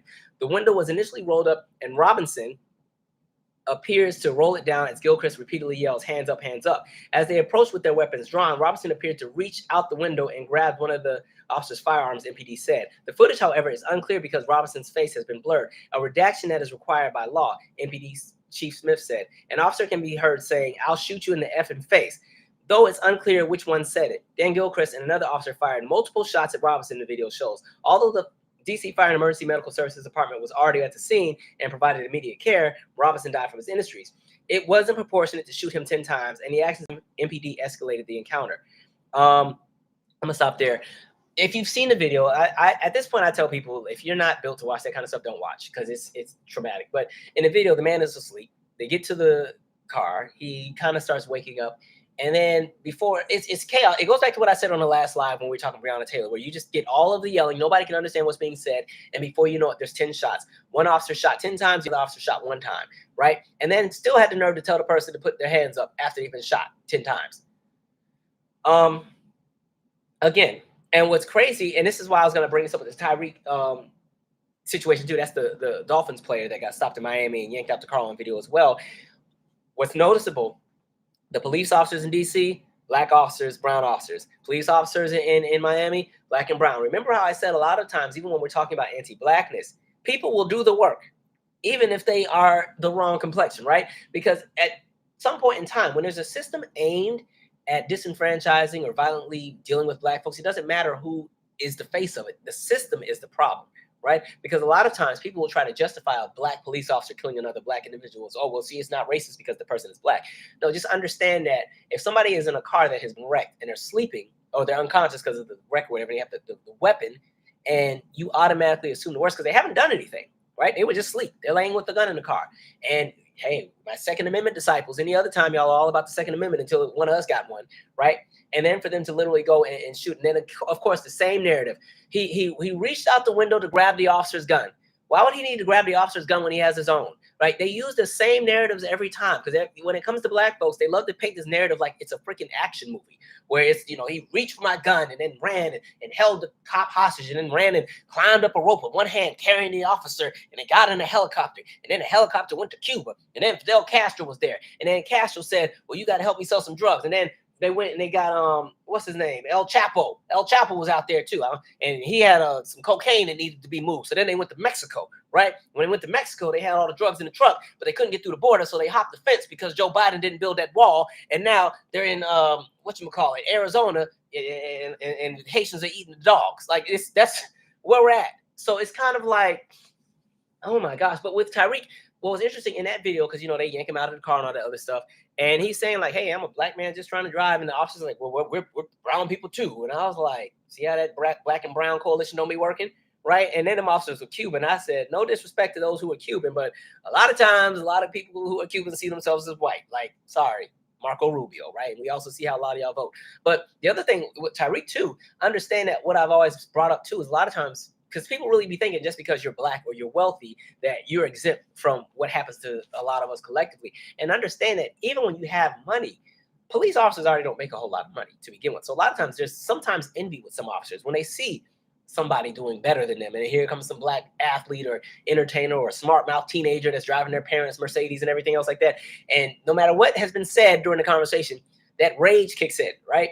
Get pissed off, right? And so it becomes this thing where, this idea of violence kicks in, and they always try to paint it as being justified. There was no reason to do all that they did to that football player, right? Unnecessary. But again, they love the idea of making examples out of people. And then with DC, the craziest part about DC is the most police city in the country. We have so many different police departments here. And for all of the trainings and new police chiefs and everything else, it's the same nonsense. It makes me think back. And in this case with Justin Robinson, it's so similar to there was another case, which was crazy. It happened right off of where I used to live. It was right off of New York Ave, where there was another situation. I cannot remember the guy's name. If you're from DC, please help me here. But he had crashed the car, right? And had like kind of got knocked out. And he's like asleep in the car, unconscious from crashing the car. And the police again show up, and then they end up shooting him through the window, right? And killing him. Again, in the same narrative, he got up and reached for the gun, and I'm like, can y'all at least come up with new stories? Y'all aren't even creative with the lies. And then the videos come out, and we see what happens. And it's the same thing with the two DC officers that were just convicted of killing. I can't think of the guy, but the guy that was on the motorcycle. Like DC at the time had a no chase policy because the way that DC is built. Our roads are not very wide. This is the worst city to want to get in a speed chase in because you likely will crash into a parked car or something because the streets are narrow. DC wasn't really built for cars. And so for the longest, there was always a no chase policy. Police weren't supposed to chase people in vehicles, right? And especially ATVs and mopeds and all that. They're supposed to let it go. But they chased this dude. He ended up crashing and dying, right? And so one officer was convicted of second-degree murder. Another was convicted of obstructing justice or something like that because they were lying with information. One was sentenced to 4 years. The other, I can't remember what they were sentenced to. But there's too much nonsense going, right? I'm going to pause there because that's a lot of heavy stuff. I promise y'all that was the last heavy one. So we're going to shift over here. But we'll see how this all goes. That Justin Robinson video, I think, just killed the police's argument because the video just shows you exactly what happened, right? Which is why I am an adamant believer that, yes, those body cams need to stay on, right? That always tells the truth. Because you notice they never want to release the footage all the time. Or something happens, or my battery died. And then as soon as that footage come out, we see what really happened. You know what? Like, man, that's really what... And it's crazy because even when there's body footage, you still get the same nonsense, right? Get shot in the car in front of your kids on camera and still get off.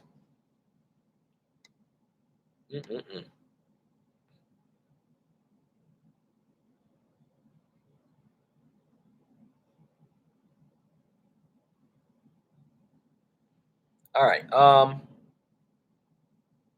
Somebody said they just don't want to give us our reparations. I think in the conversation of reparations, I get that there's lots of city movements and state movements, but for me, I think it's going to be a long shot. But to me, federal legislation would be the fix, because my fear would be if it's just kind of left up to different cities and different states, everybody who's deserving is not going to get something. Like, let's just say like 48 states say, yeah, we're giving reparations, but 2 don't. That's it. That's where it stops.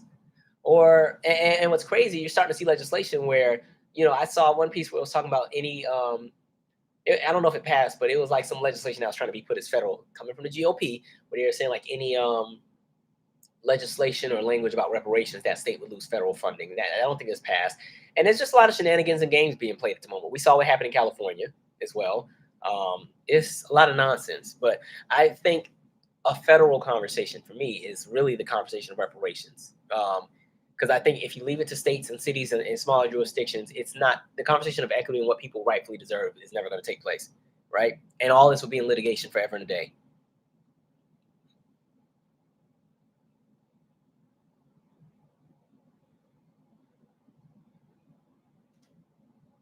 All right.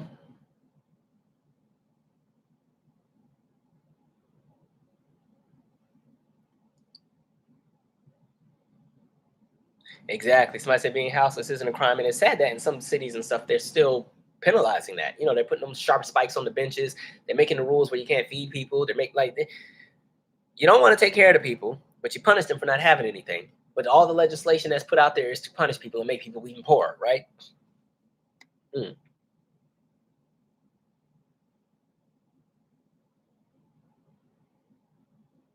Somebody said, just like Sonia Massey, they lied on her. They lie on so many. Every single time. It's like, yeah. And somebody just said stalling, Charles Green. And I think that's about reparations. And that's exactly what's going to happen.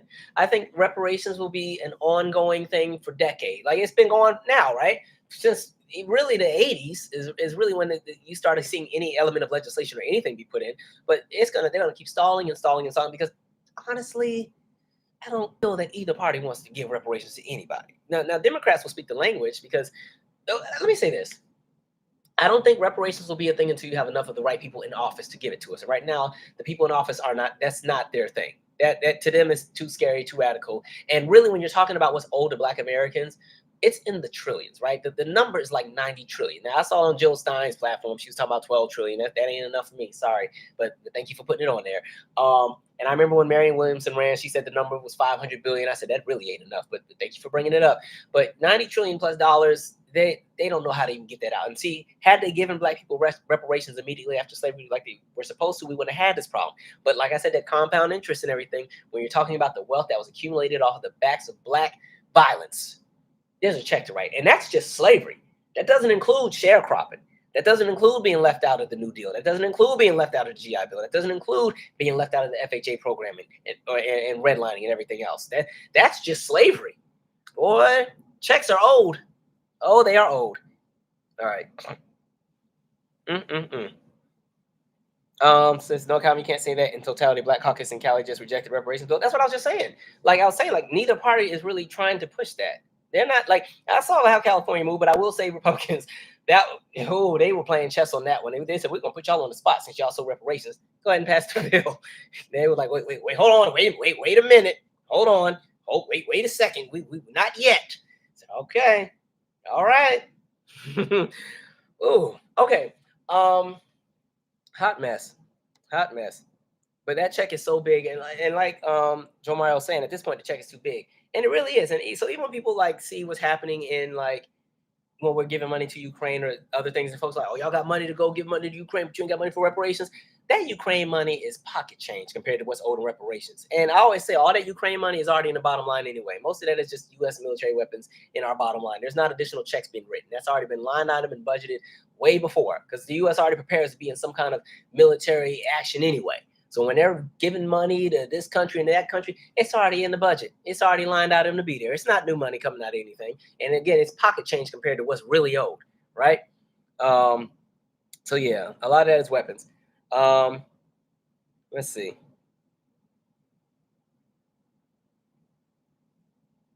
Lyrical Soul said reparations shouldn't just go to Ado Stowe. Many African immigrants in the 60s and 70s were discriminated against, in my opinion.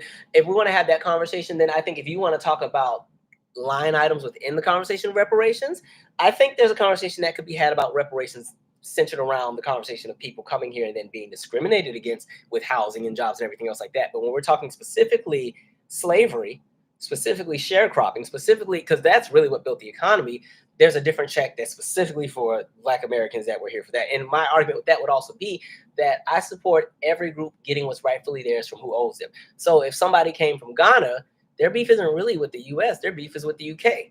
You know, if they came from Angola, their beef is with Portugal. If they came from Jamaica, their beef is with the UK. If they came with Haiti, their beef is with the US and France, right? That's kind of how I look at it. Because yeah, it's a layered conversation, but again, it's going to be a mess for decades to come, to be honest. So that's how I would look at it. I do think people who do come, because there's also research that I've seen that shows even when people immigrate here that are Black, right? Yeah, sometimes people come in wealthy, but 2 and 3 generations in, a lot of them end up in the same predicament that Black Americans are still in because that system is so strong that even with coming here super educated from Nigeria or wherever you come from, a lot of times 2 or 3 generations in, you're still down bad. Like even the neighborhood I worked in when I ran the community center with the kids, a lot of the African immigrants that were there, these are households that are making $15K a year, household of 5 or 6 kids, and they're making $15,000 a year. So like when we're talking about just how anti-blackness is so locked in with the United States policy, even when you come here and you don't have that lineage to slavery. A lot of times, the system is still going to do what it does to you, right? So if we're talking reparations, I think you can have the conversation of line items where different things would be allocated. But again, with the conversation of slavery, sharecropping, convict leasing, black codes, all of that, for me, that's specifically for Black Americans who were in the U.S. during U.S. chattel slavery. And for every other group, their claim would be for whatever discriminatory practice or colonization or whatever else happened in their home country to the point where they had to come here. Their beef is with France, UK, Spain, Portugal, right? And so it's multi-layered. That's how I see it, right? Anyway, okay. Okay, that was all. Oh, halftime, Super Bowl. All right, so it's been revealed Kendrick Lamar is our halftime performer. And it's interesting because I feel like folks were doing a lot, right? They announced Kendrick, and I feel like 1 hour in, everybody just started doing the most, right? Everybody was arguing, and folks were like, it hadn't even been an hour. And what you mean Lil Wayne ain't gonna do it? And this is the disgrace to the people of New Orleans. I was like, whoa, relax. Because first of all, NFL has already told us where they stand in general with us. I don't know why we have any expectations of them. Once the NFL moved the way they did with Colin Kaepernick, they were just in an entertainment bubble for me. I thought we were all boycotting. It never really went through. And then everybody, I was like, well, hell, if y'all ain't boycotting, I ain't boycotting. Y'all don't care, I don't care. Whatever, fine. That's how I was looking at it. Then we saw Jay-Z do the deal. I did a video on that. And, we saw all of that. But my thing is, once the NFL told us where they were at, that's that. But I would say it's never been a tradition with the NFL to have an artist from the host city perform halftime. That's never been a thing. So this is not a shot at Wayne, but I found it weird that people were kind of doing that because New Orleans has hosted the Super Bowl a few times. So it's like, y'all didn't do that when Beyonce did halftime. Nobody was talking about where's Wayne because everybody was happy Beyonce was doing it. Like, oh, we finally got a good performer because this is when we were coming out of the era of all those boring halftime shows we had to get after Janet got in trouble and we had to get, the Eagles and the Who and Paul McCartney and God, finally they spiced it up when they gave Madonna, Black Eyed Peas and Madonna, and then I think Beyonce was next. And finally they spiced it up a bit. It was like finally it's getting good again, right? And so yeah, that's never been a thing. And then Nikki,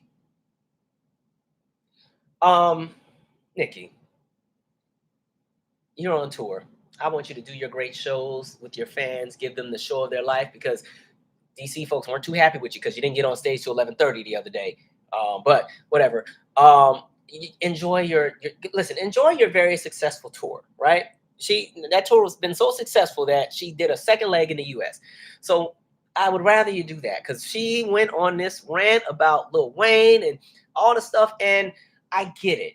You and Wayne, he helped open doors that you were able to walk through and helped you to become probably the most commercially successful woman in rap, period, right?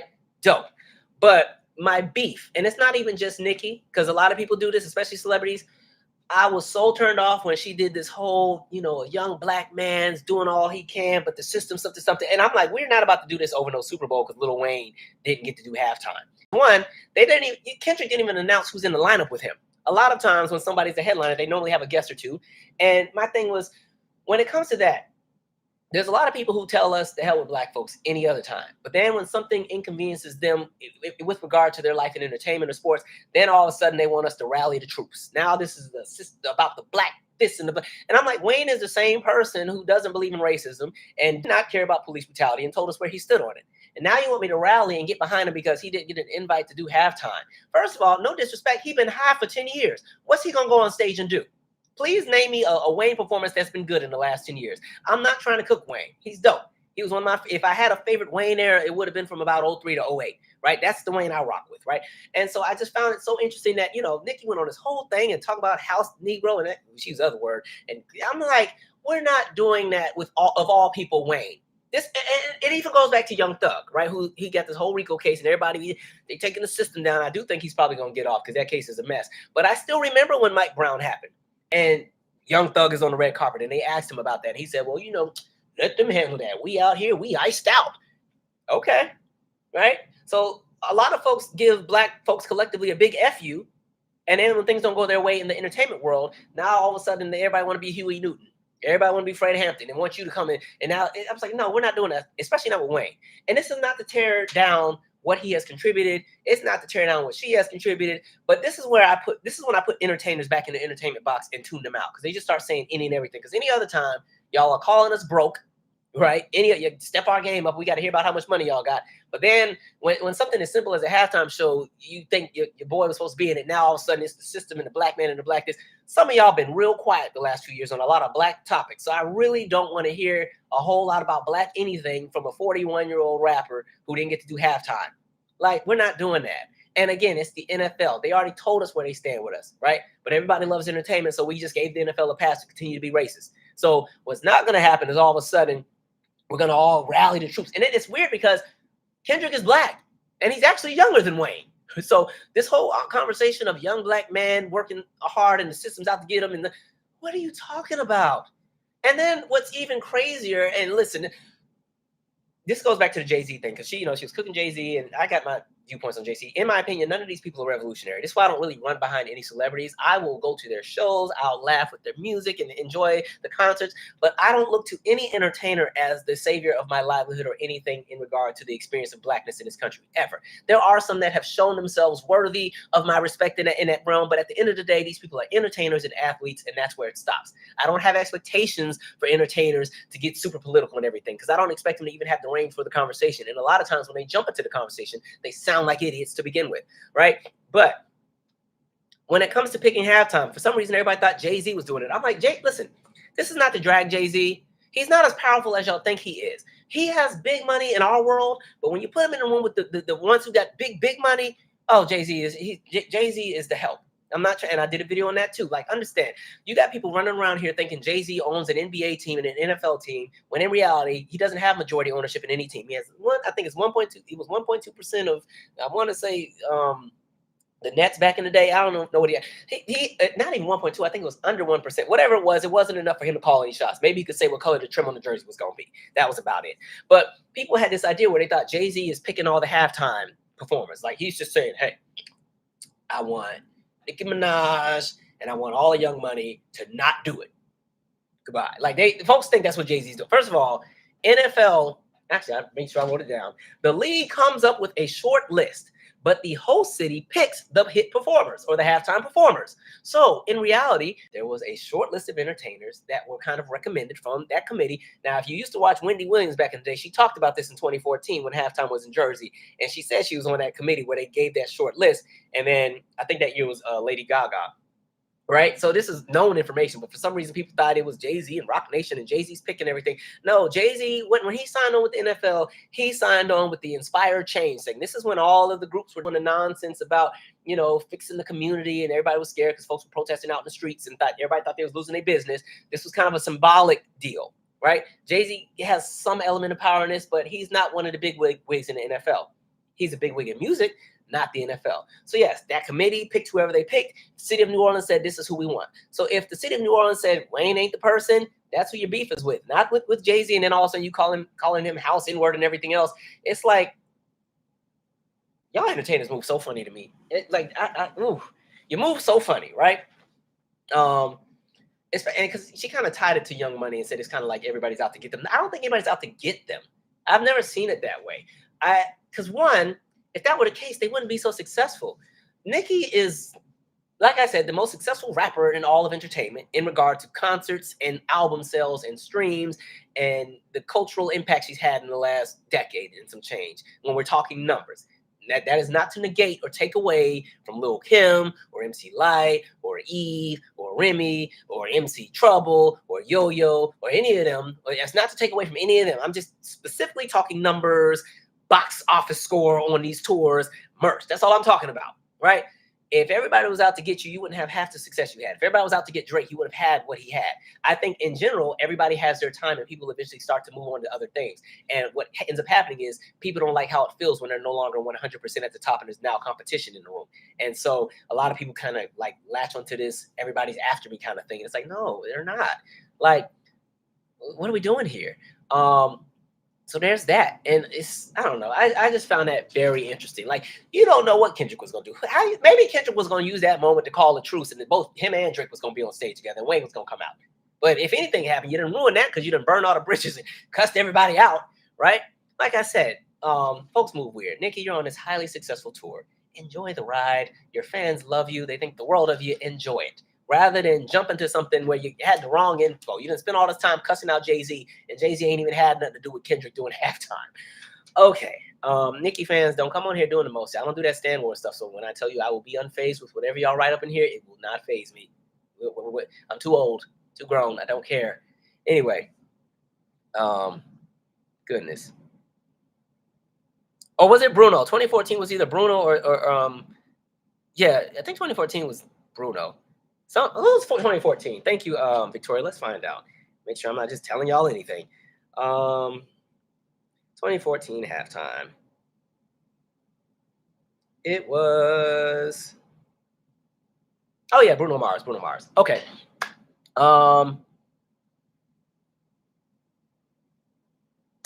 enjoyed that show, by the way. Let's see. Order to be said. I think some of the Wayne talk was really low key dissing Kendrick. That man had the hottest song of the year. And I mean, that's just how the NFL moves. They're going to put people on who they feel will draw ratings. I was surprised we had another rapper. I just knew after last year, they're going to go back to regular scheduled programming. It was going to be Taylor this year and then Pink the next year. And then, I don't know, Luke Combs the next year and Ed Sheeran the next year. It was going to be a bunch of white folks for a few years to balance it out. But it's just halftime. It's a halftime, 13, 14 minutes. That's it, right? Who cares? It's not that deep. Like, it's entertainment. So it's weird when people want to all of a sudden turn like things regarding entertainment into pivotal conversations about blackness. When I'm like, I think we have bigger issues. I think we can walk and chew gum at the same time, but I'm not putting all my energy into Wayne needs to do halftime. Wayne, no disrespect, he need to get off drugs. That's where I'm at right now. I don't want to see somebody coked up and lean for 13 minutes. But sorry, that's where I'm at, right? VMAs, I didn't really watch a lot of it. I've already accepted I'm too old. I'm not the target demo, but I saw a few moments here and there. I caught a little bit of what Katie had. I saw some of Glorilla. Oh, they were together, yeah. I think that was Dua Lipa I saw. It's okay. I'm just removed from it. I don't care anymore. So that's why I don't really review award shows, because I don't really keep up with a lot of the current acts. And like I said, I've accepted that I'm no longer the target demo. So I'm sure people enjoyed it. I saw that they had some of their highest ratings, and like the ratings were higher than last year, so good for them. But even with that, it was 4 million viewers. And I think it just highlights that the VMAs are no longer relevant, right? 4 million viewers is not really a lot. There's shows on prime time that get more than that. But there used to be a time when like these award shows at 20 and 30 million viewers. Now we're down to 4. And mind you, that's after they put it on like every network that's under Viacom. Like when the VMAs come on, it's on CBS, it's on BET, it's on VH1, it's on MTV, and it's on Nickelodeon. And I'm like, after all that, only 4 million views, huh? Okay. But yeah, I think MTV is a dying network. I don't think it'll be here in a few years if they don't start having original programming. People are tired of watching ridiculousness. I don't think people care about a Jersey Shore reboot, but some people will watch. They don't have a whole lot to really offer other than Teen Mom and ridiculousness. So and VMA is barely promoted, and it's hard when you don't play music videos. Like, what are you supposed to do, right? All right, let's see here. Beautiful stage, beautiful stage.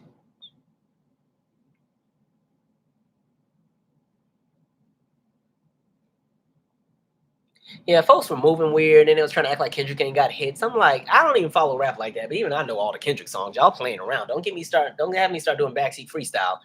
That'd be one time y'all hear me say all the bad words. But anyway, yeah. Course Correction said the music business is in trouble. Everyone was looking to be put on. The industry is where it is. I'm indie. I just do everything on my own and live in my own world. I just make music because I like it. I don't want to get caught up in that nonsense with the industry, so I just kind of do my own little thing quietly. But yeah, that industry is all over the place.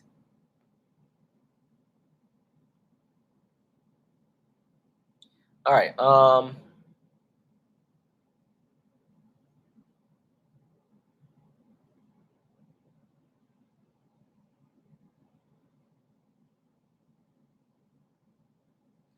Oh, y'all in here arguing. Here y'all go. Here y'all go. Yeah, I ain't doing it. Course correction, the players aren't even boycotting anymore or protesting. Well, they were never doing anything anyway. That's when I was like, you know what, all y'all just be stupid over there together. Because when they were too scared to even just take the knee, that was already a symbolic gesture. But watching all these grown men afraid to take a knee, I'm like, do y'all realize the power y'all have? There's no NFL without y'all. They can't fire all of y'all, right? If they did and they try to replace y'all with people that aren't as, entertaining to watch and aren't as athletically skilled, that would have been into that. It was killing me one time. I don't remember what game it was, but it was like one of the game. Some of the players were taking a knee. There was some that weren't. There was one guy who had like his arms above, on the shoulders of the people who were taking the knee. I'm like, but you ain't on the knee. You standing up. So what is it? What we doing here? I don't know what that was doing. Okay, all right, you showed them. Jerry Jones told y'all. Okay, they said, well, why don't we just, we'll stay in the locker room during the national anthem and then we'll come out. He said, no, y'all not. Y'all Negroes will be out there toes to the line. I will never let that line toes to the line. And they was out there toes to the line. I said, boy. And the NFL played in our faces and did all these symbolic gestures. So they said, we'll let them sing Lift Every Voice and sing at the games, right? Something that was specifically for us that didn't need to be exploited and commercialized at the NFL. Now you got white people thinking that people are out to get them and there's only one national anthem. Nonsense.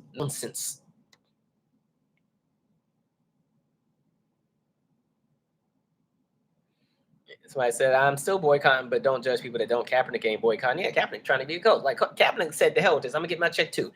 So I get it. After a while, forget it. It's hard to do a movement if ain't nobody trying to jump on it with you, right? Sometimes you're out there on an island by yourself.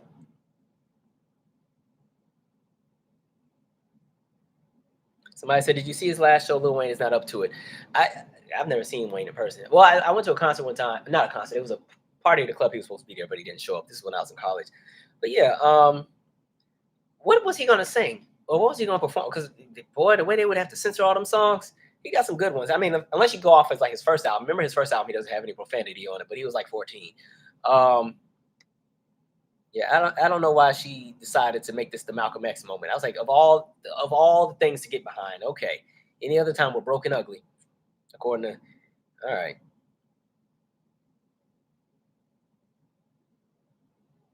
Let me see.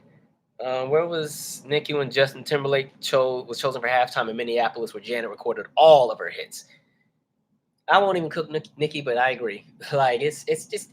I think people just need to understand the Super Bowl's never been about where the performer has never had anything to do with the whole city. It's just coincidence. But plus, I'm like, for a lot of the people who were saying all this, they just did a whole Cash Money everything at Essence, and a whole lot of folks didn't even go. Essence numbers weren't even that great this year, while folks are doing all that talking. So save it.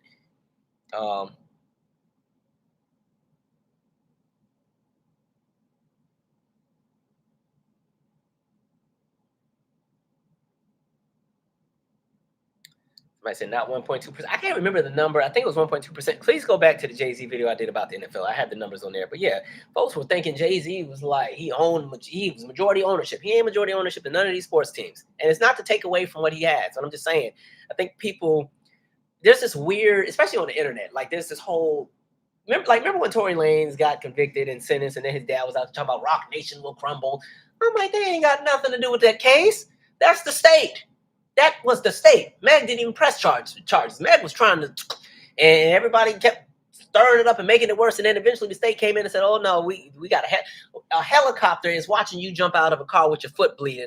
Somebody going to jail, right? And somehow they painted it was Rock Nation. They set them up. I'm like, Rock Nation? Half the artists on Rock Nation ain't even selling. If they got all this power, then why is... All right. All right. Anyway.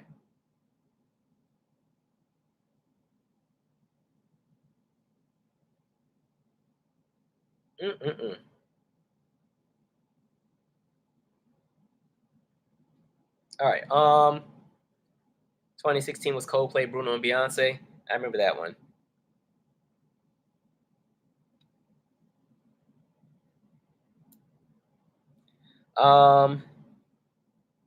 Calvin, do you think they're trying to create or crest a new #1 song pipeline to recoup the most money they can from a hit? That's a good question. I don't know. I'm not sure, but that's a good question. But I do know that the music industry is hurting right now. they are hurting, right? And number one hits aren't sticking the same way. Well, I will say, at least Not Like Us is a song that has stuck, and that's Sabrina Carpenter Girl. Some of her stuff is stuck, but there's, and even the country guy Shabuzi, I forgot his name.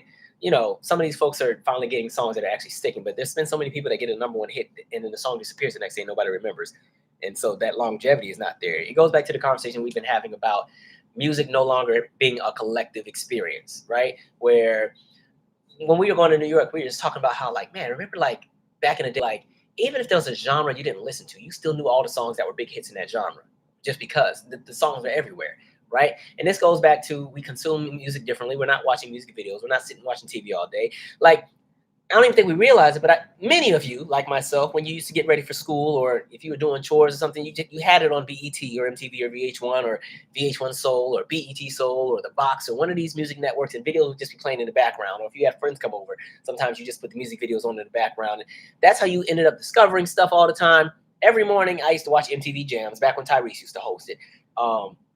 And that's how I got caught up with all the R&B, because living in Spanaway, Washington, you know, radio didn't play as much R&B unless it really crossed over. So a lot of times watching MTV Jams or watching Cedar's World on the weekends, that's how I was able to keep up with what was happening really in R&B, because a lot of times Q93 at the time only played like the most commercial R&B songs, or a lot of times they had to be intertwined with hip hop at the time. So, you know, those moments you discover all kind of things. Like, I remember, you know, being like 12 or 13 and Angie Stone brother is on TV. A 13-year-old in 2024 is not going to listen to a song like that, because it's deemed as too adult in this day and age. A label wouldn't even push that to something like MTV, but like watching something like that on the networks, times have just changed, right? And because networks like VH1 and MTV also did a really good job of archiving things and keeping history in the conversation, BET as well, you always knew of the generations before you, right? So even though I wasn't born until 88, I was very familiar with everything that came out in the 80s within pop culture, just because MTV talked about so many different things. So yeah, there's that. All right. Let's see. Y'all are going in. Do I remember Carson Daly did an MTV show called TRL? Yeah, of course, TRL. He was at the VMAs. What up, Raywin? I remember Carson Daly had a different show right before TRL. I forgot what it was called. I think it was MTV Live, MTV Daily. What up? We need to do better. Your channel helps. I'm sorry. Your channel helps so much with my sanity. Well, thank you. I'm just trying to get everybody to be all right. That's it. Right. I just want us to all be all right. Okay, I got a few other things I still need to cover. Somebody asked me about the whole Caitlin Clark stuff. Listen, and long story short, so Taylor Swift has endorsed Kamala after the debate, and then Caitlin Clark, you know, she hit the like button on Instagram. So now all the Caitlin Clark disciples are turning on her because they're mad at her for jumping into politics and everything. She hasn't made any statements. All she did was hit like. This just goes back to what we already been saying. Like, white people move on code. A lot of white people got behind Caitlin Clark, not because of her talent, not because she's a great basketball player, but because of their hatred for Angel Reese. That's what that was all about. So that fandom, the minute Angel Reese at the game did this to kind of mock Caitlin, who used to do that at all the games, that rage of how dare that aggressive black girl from whatever side of the hood she came from goes after our Caitlin. And before you know it, Caitlin was the hometown hero for all of white America. And then we watched attendance skyrocket at the college games. She didn't even win the tournament, never won anything, but was, and this is not to cook her, I'm just putting the optics here, never won any tournaments or anything like, or championships or anything like that, but was paraded all over. You even had her, oh God, when she did the, when Gayle King, you thought it was Gayle King or Robin Roberts, forgive me for mixing up who it was, when one of them was doing an interview with the coach from South Carolina, and she was like, we were all rooting for Caitlin. What? Why would you say? Oh, anyway. So anyway, with all that being said, then Caitlin goes to WNBA. They got this attendance. These arenas are finally selling out, right? So now all of a sudden we've erased the legacies of, you know, Lisa Leslie and all of everybody else who's before, because we want to paint the idea of Caitlin Clark being the savior to the WNBA. And so what's been interesting is, like I said, the rise of Caitlin Clark was really just specifically for the demise of Angel Reese. That's really what that was rooted in. In the same way that Taylor Swift, I think, with a lot of her blowing up, a lot of that goes back to that day Kanye went on that stage. Yes, before Kanye snatched the award, Taylor was known. Taylor had sold lots and lots of records. She was loved.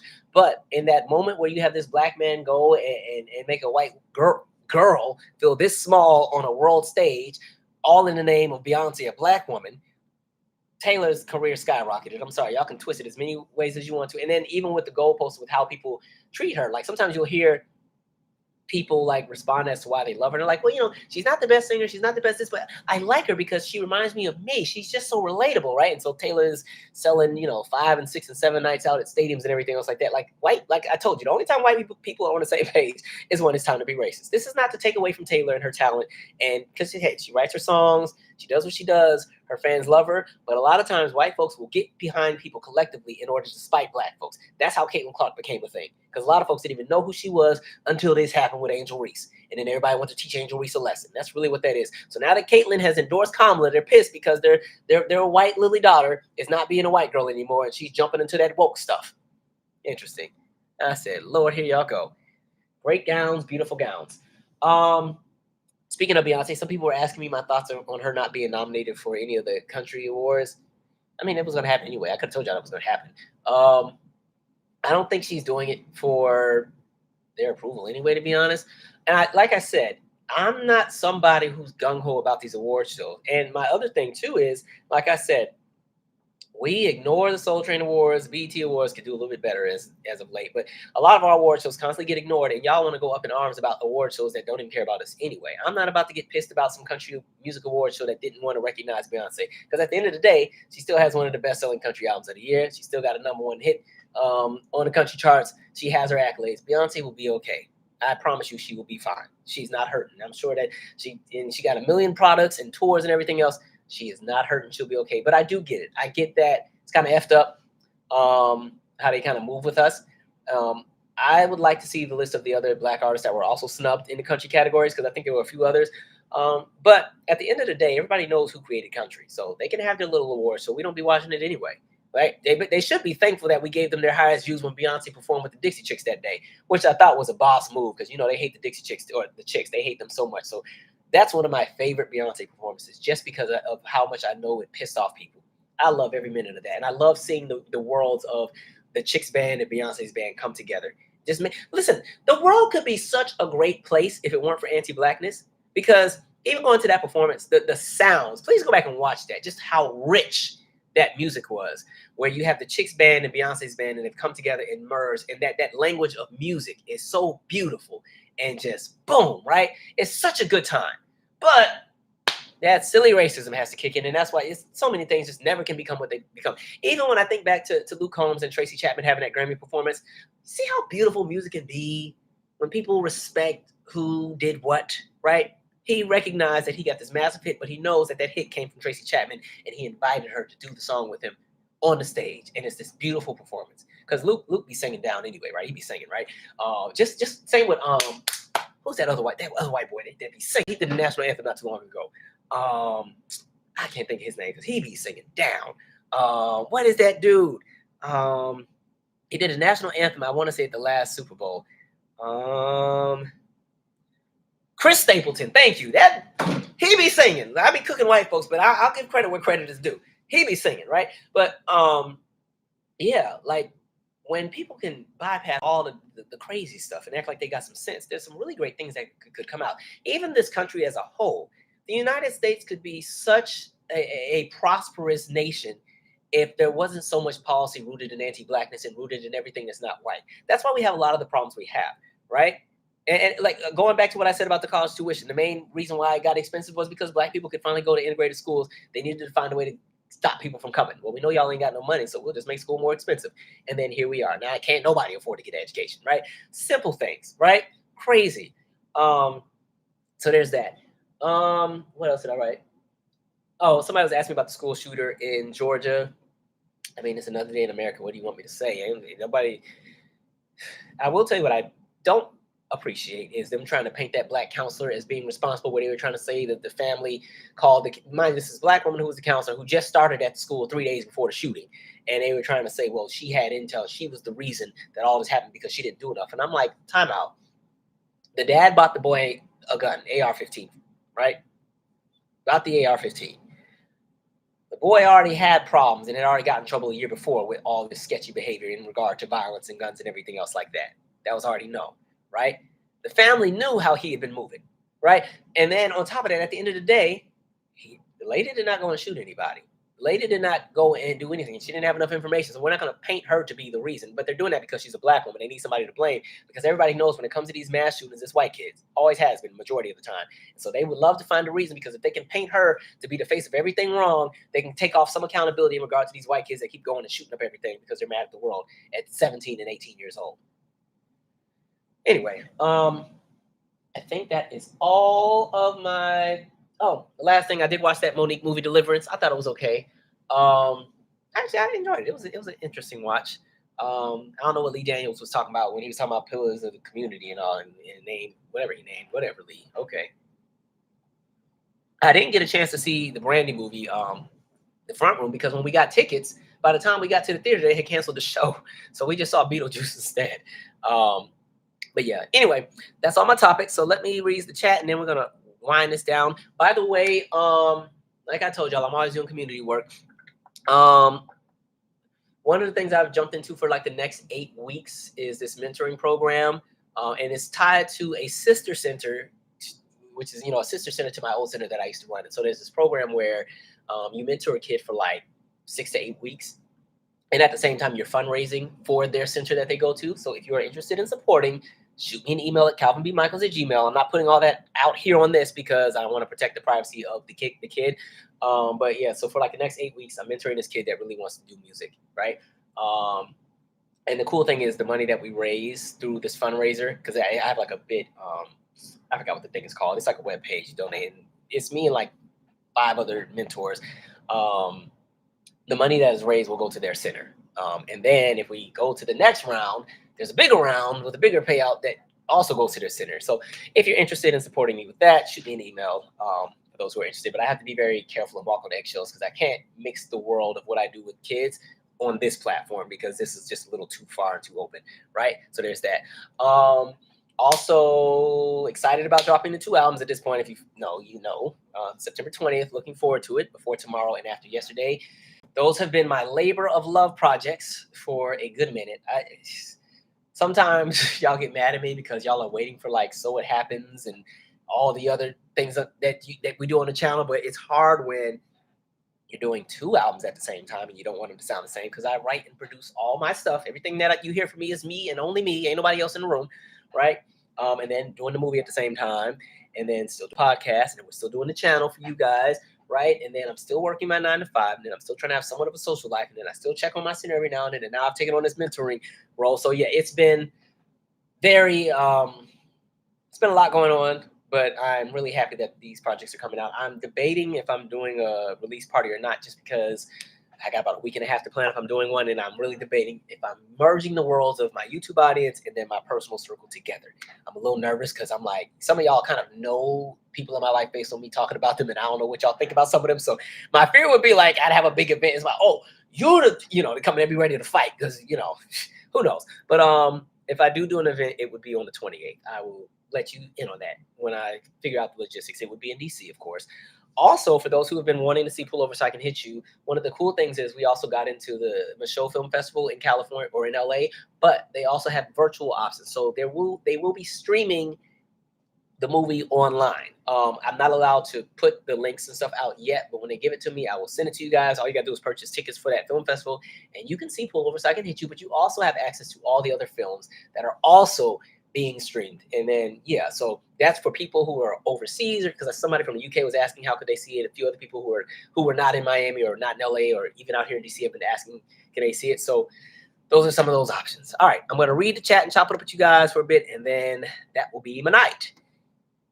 All right, let's see. Oh, Alan, I just saw that on Twitter, but I didn't get a chance to really dig into it before I could get on live. Did you hear Atlantic Records dropped 50+ artists and laying off some people? Do you think the music industry and labels are going bankrupt? Well, I will tell you that I'm sure a lot of those artists that were dropped were R&B artists. I don't think labels are investing in R&B anymore, and I think hip-hop is next on the chopping block because right now the move is going back to country and Americana, and then also world music like what the Latin sound is right now. Like even when I was watching the VMAs, I'm like, this is the second or third year in a row where you're starting to see like a lot more like Latin artists that are like performing in Spanish and everything because the industry is kind of shifting where they want to put focus. So I do think the industry is, I said this on the last live, too many business owners in the industry are not people that actually have appreciations of music. And then again, when we talk about these private equity firms, that are just taking over stuff. And I think when a lot of these labels merge, that kind of just killed our industry. You need a variety of labels, right? Because when labels have rosters that are too big, they can't push the artists, right?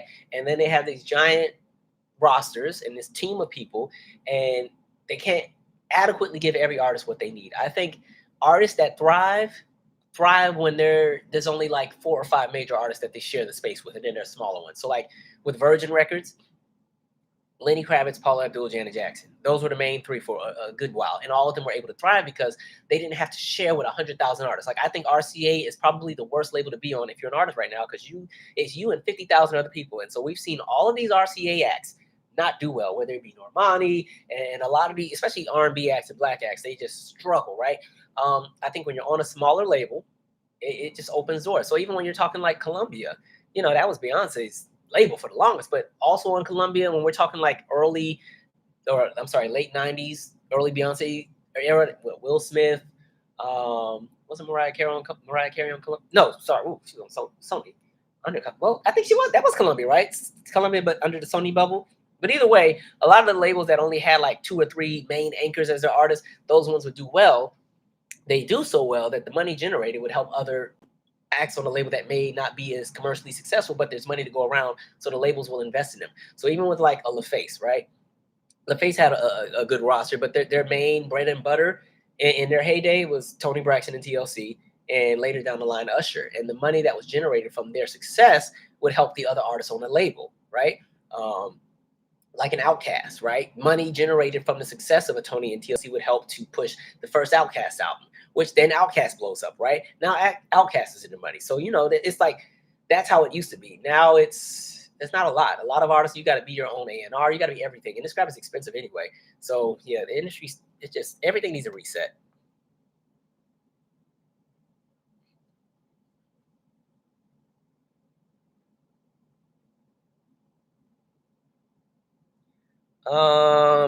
BOQ21 says someone's saying that BET Awards should expand the genres to add rock and country. I think anything that's black music should be added, right? Yeah, BET Awards, bring back Stephen Hill, Stephen Hill, please, because they've been kind of playing around for a few years. But I don't know. I'm just, even when I was at the Usher concert, I was thinking like, man, Usher to me is a part of that last caliber of artists that understand just how to be a well-rounded entertainer. To me, like Usher, Beyonce, Pink, Kelly Clarkson, Alicia Keys, even though she's starting to fall off commercially, and a few other people. To me, they're that last. Fantasia, a few others. They're that last of a generation that understands how to entertain, right? And when they all start retiring and slowing down, I'm nervous about who's coming up after them. There's a few folks that I really enjoy, but some of it is generational, right? I'm getting older, so I'm not going to be into everybody. But yeah, it's just there's a lot of people that I'm like, how did you get a record deal? How? What do you do? Right? Yeah, God, they putting anything out there. Anyway.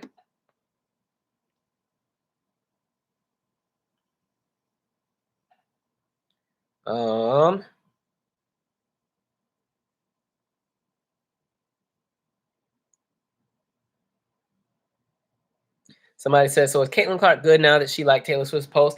I didn't follow Caitlin Clark, so I wouldn't be able to tell you what she does, but apparently she's great.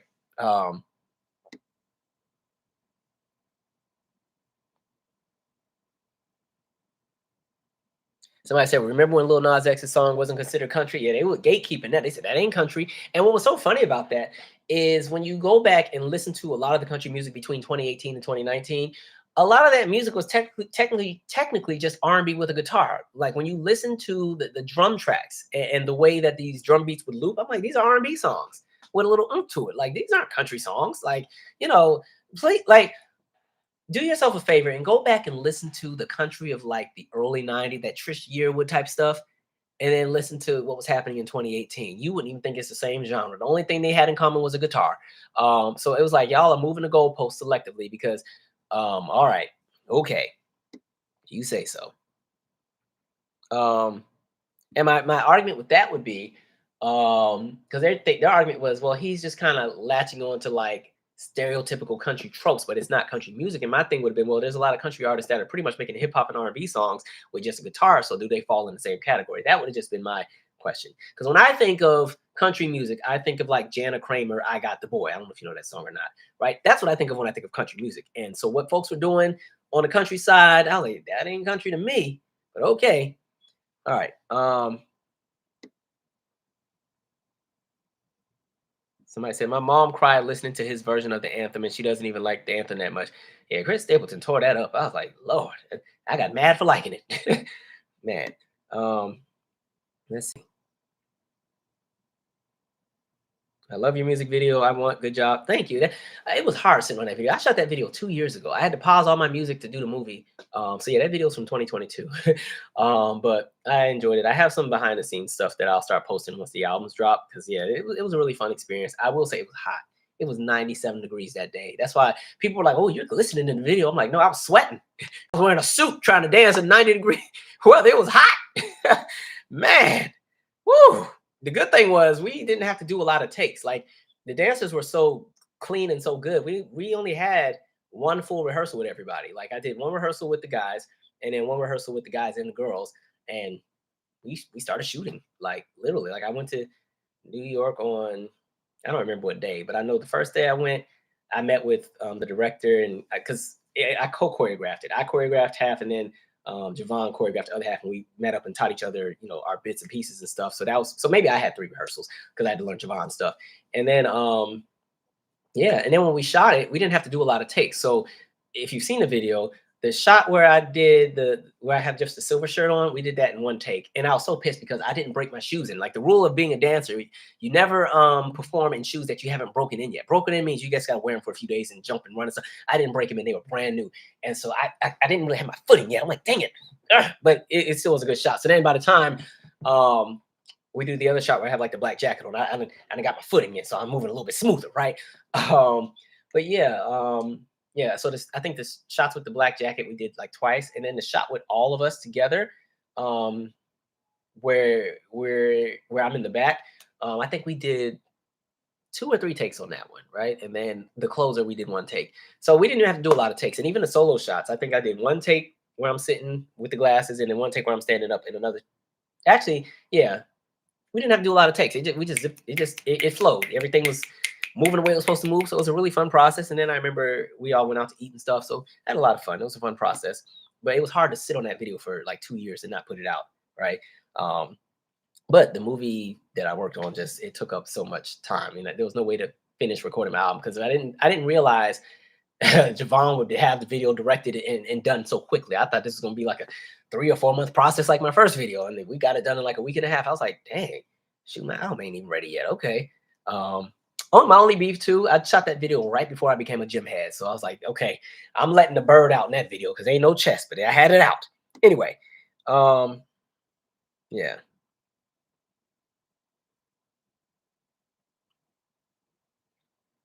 Somebody said there's a Trump movie. I remember there was an Obama movie. I didn't watch it, but I remember there was a movie that came out like right before the election. Somebody said, Calvin, when do you sleep? Oddly enough, I get good sleep. Like that's the one thing. I'm not missing no sleep. Oh, I forgot to talk about Shannon Sharpe. Okay, that sucks. That's all I'll say. I will say my biggest fear sometimes is like when I get off this live, I'll be making sure everything is off. Like I make sure I hit end stream. This laptop gets closed. I turn off the interface with the sound, turn off the mic, unhook this camera. Because a lot of times, by the time I finish doing a live, even though I'm talking about I'm tired, I'm wide awake because I'm overstimulated from like talking for 3 hours. So a lot of times I am right there watching forensic files, seeing who killed their husband. And so my biggest fear is like, one day I'm gonna forget to do something right, and I'm gonna be laying down, and I'm gonna get a text that's gonna be like, "Hey, Calvin, it's like 200 people watching you lay down." I'm like, so that's always been my fear. But no, I get sleep. That's the one thing I do not play about sleep. I don't do all nighters anymore. That I haven't done one of those.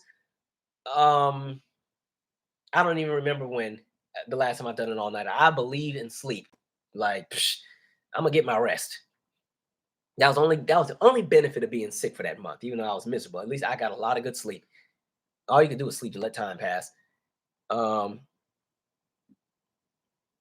said your life sounds hectic and rewarding. I'm trying to slow down a little bit to focus on a few other things where I can really like hone in. It was kind of like circumstance where everything just kind of fell together at the same time, right? Like the movie it's been a lot of fun to do, and like she and I are working on additional things, but that kind of popped up unexpectedly, and I didn't realize it was going to be so much work. But it's opened a lot of doors, and I'm really proud of the product that's come out and the people that I've met, and it's been really cool. So that wasn't a part because this music project was supposed to drop 2 years ago, but like I said, I had to pause. There was just no way to do both. Like, um, there was just no way to do both. I wasn't gonna kill myself trying to get it all done. So yeah, but it's cool. Is there a new podcast episode coming soon? Yes, there is. I don't want to give you guys the time because I'm behind, but it is coming. Like, I have so much stuff to get done. But the good thing is, now that the music is finished and the movie is done, it's what it's done, and we're just riding the wave of the festivals at this point. I have a little bit more free time. I can finally finish the Mariah doc. I can finally finish my New Jack Swing doc. I can get a few more podcast episodes out a bit more frequently. Um, I can make more pre-made content. We've been doing a lot of lives. I like the lives because I like chopping it up with y'all in the chat, but I like pre-made content because I feel like my presentation is better. Because by then my facts are super, super clean and vetted because I've had time to edit and make sure I didn't say anything wrong, and I had the visual support. I mean, I could just shift how I do the lives here and use StreamYard so I can start posting pictures and stuff. But yeah, so yeah, we got stuff coming down the pipeline. I have a little bit more freedom again. So even though there are some life decisions I'm about to make that might change a few things, so we'll see. But yeah, all right. Did I hear about the Don Richard lawsuit against Diddy? I did read about that. Um, Diddy, sir, when you want to talk about a ruined legacy, all you had to do was produce your music, make your hits, and live your life. And it's like you got so many people coming after you for all kind of stuff. And then the worst part, I'm like, even for people who were trying to defend and act like, no, people just coming after money. The minute that video dropped with him dragging Cassie, I was like, damn, yeah, y'all kind of silent now. But sucks for him. Totally destroyed his legacy to at this point where even if people are accusing him and whether it has happened or not, the damage is done because he's already done the damage to himself. So, because sometimes there are moments where, like I will say with Bill Cosby, when his stuff happened, I do feel that there were some people who are latching on just to like Janice Dickinson clearly hopping on some nonsense. So you sometimes do have people who I consider agitators, but it doesn't take away from what was done to the victims that really did experience that. So with Diddy, I think there will still be even more people who come out. And again, um, and a lot of the people who are name dropped, I believe all of it too. Especially, I was reading a piece about him, punching Cassie under the table. And there was a few other artists sitting at the table. I believe every word. Mm, sucks. Mm-mm-mm. Um, yeah, sorry, Diddy. It sucks. Great music. It's the soundtrack to my childhood, but damn, man, come on. I just hate that people like ruin a good thing. That's why I was so mad when Young Thug got in trouble with everything, because it's like you get the opportunity. You know how much of a blessing it is to do what you love and get paid for it. You know how great that is? Like, think of what it is that you really love to do. Like, maybe you like collecting rocks. You like to go on hikes and collect rocks. You got a closet full of cases with rocks. Imagine you start getting paid for it. They're like, this is so amazing, and you get a TV show, and all they do is follow you, picking up rocks, and you making millions of dollars. Or you're into plants. You love to rehabilitate plants, right? And you're getting paid millions for it. Imagine that being your reality, but then you F it up doing some dumb stuff and doing a bunch of dumb stuff, or at least being in circles where there's the likelihood of you to be accused of doing that kind of stuff. Like, what are you doing? Like, even when it comes to people I run with, I'm real selective about who I get around and who I get behind. Like, if you want some nonsense, I ain't spending too much time around you because you ain't about to support what I got going for me. Like, I'm not ride or die with nonsense. With nonsense, emphasis on nonsense. Okay, it's just crazy to watch people ruin their livelihood and throw things away, right? Um, y'all heard the goofy mess that folks trying to say is Michelle from Destiny's Child? People need to stop. I don't know what that's about, but y'all know Michelle's my favorite member of the group, so I don't want to hear no Michelle slander. Um, let's see. She's my favorite because I like her personality the most, and she was always funny to me. Um, what up, Avocado Queen? Coming in here all late. To be fair, she's on the West Coast. All right. Let's see.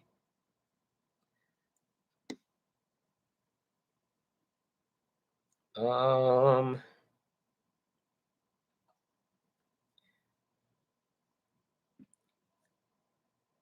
Somebody said, I love to sit in my house and stay on my couch. Or I'm love to sit on my couch and stay in the house. I told my bosses they should pay me to do nothing and they went for it. I enjoy working from home 3 days out the week. I still get all my work done, but I like where I live. Like I like my house. I like my stuff and my quiet and my privacy, and I enjoy all of that. It's a draining to go to the office sometimes. I'm like, well, because I don't gotta really be there. They don't need me to be there. It's just them trying to justify the real estate. So we gotta at least come in 2 days a week. I'm like, ugh. But yeah, I like my space. I like quiet. And I think because I work with kids for so long, I'm really learning to enjoy quietness, right? Because when you with all them kids, it's noise all day. Like even when I go and visit, it's funny because it's like my ears aren't calibrated for the noise anymore. I'm like, oh Lord, okay, hey y'all, what's up? Yeah. But anyway, also like I said, book club. We're about to pick back up soon, so start sending your selections and everything. Listen, I want something happy to read. We've done book after book with trauma and death and mental illness. We want something happy. So I want some happy literature or something music related. That's really what I want. Like I want something to I don't want to feel worn down after the book club because sometimes we're having these really intense discussions just because sometimes the content is so heavy. And then like some of the books we thought were super happy, but then we got into it and it was like, what? And it just got darker and darker. So I want some happy stuff. Black people already deal with enough stuff. I feel like a book club, we should have some moments where we can laugh and cut up. So for recommendations, please recommend happy things. We can come back to the darker, heavier stuff and the flaws in politics. But for this session for the fall, since it's about to be cold, it's cuffing season, everybody needs somebody to lay up under anyway, can we at least be in a good mood when we get off the book club? I don't want to go to sleep pissed off with attitude. Okay. All right. Oh, okay. In the Shannon Sharpe video, there's a woman named Michelle that he keeps shouting out. Folks are saying it's Michelle. That is not Michelle. Oh, wait. The white lady Michelle Williams. Oh, you said that's Michelle. That's not Michelle. She ain't doing that. All right. Somebody said Superpowers by Money Long is their song. She is 3 for 3 right now with the singles, ain't she? She's doing them. I still really enjoyed Made for Me. And like I said, I called it when I did that Soul Train Awards review last November. I said that is about to be a hit. And it became one. I would say somebody's label should hire me, but since the labels keep laying off everybody, it's kind of like, never mind. Man. All right. So I would definitely say for book club selections, put it on my the community post that I made. So I'll see, because if it's in this chat, I do go back and kind of watch the replay and try to make sure I didn't miss any comments in the chat, but I will forget. At least if it's in the community tab, it's kind of locked there in the stationery, so I'll definitely see it. All right. Yeah, older B said, I know, I told you it was goofy. Yeah, that's crazy. They always bothering Michelle. Have you seen the trailer for the Luther biopic? I did, and we just talked about it, didn't we? Last live. I'm excited to watch it. I can't wait. I'll probably go live after it airs and talk about that. I was just playing the album with Power of Love on it. I think that's from like 92. I forgot how much I used to like the song Power of Love. Man, that was a good one.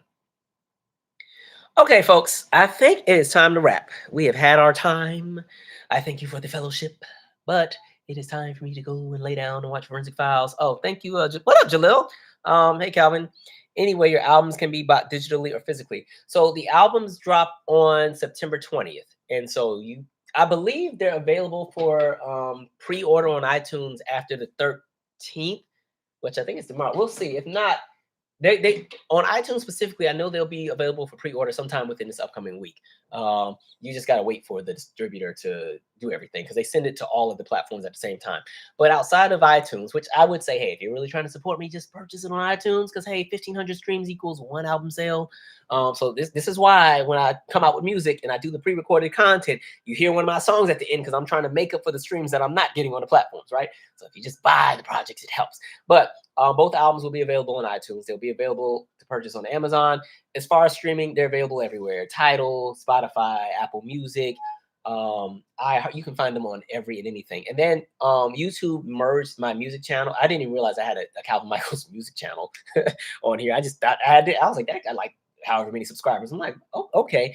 YouTube merged the two accounts. So most likely when the albums drop anyway, the albums will be full on YouTube. Like I'm hoping that they don't upload all of those tracks at the same time and drop it, because what it's gonna look like is you're gonna log on YouTube and you're gonna see 40 tracks from Calvin Michaels, and that's gonna be annoying, I think, for you guys as consumers. Those are 2 albums that are both 20 tracks, both 15 songs and 5 interludes on each album. So yeah, on the 20th at midnight, they will be available. I want the single is already available now on everything.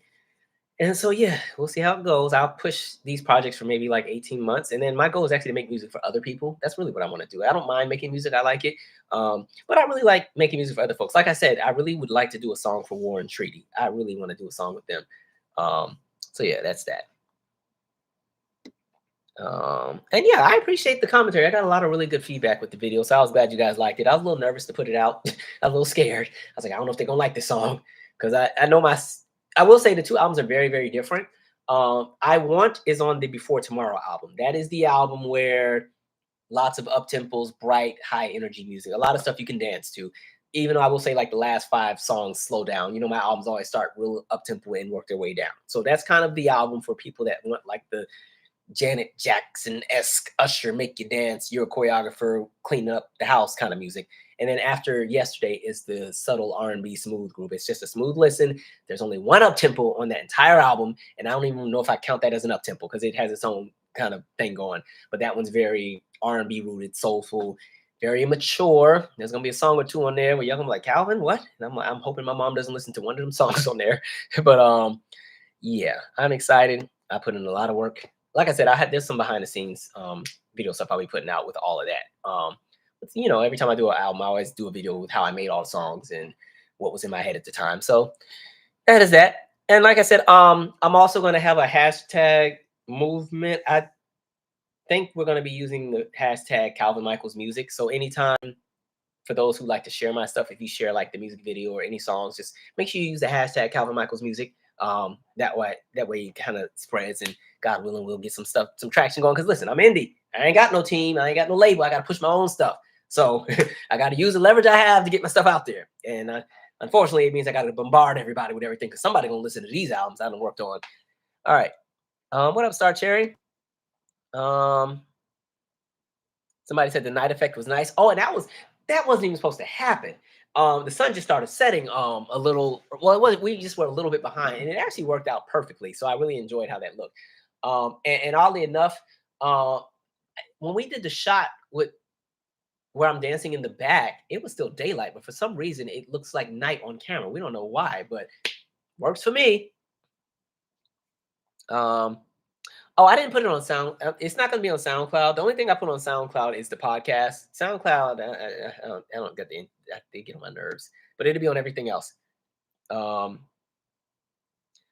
said, "Not to get nasty." We're telling your mom it's not even nasty. It's sensual. I still have taste with my trashiness.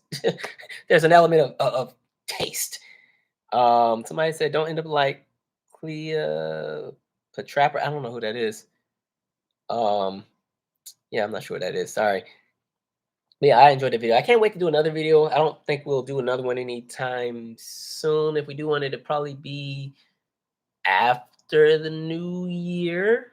Or I might kind of do something a little bit. Look, all this stuff costs money, by the way. This stuff ain't free. Like you shooting videos and and I professionally got these albums mastered this go round, right? So you had to spend. I ain't gonna tell you how much I had to spend, but you spend a leg.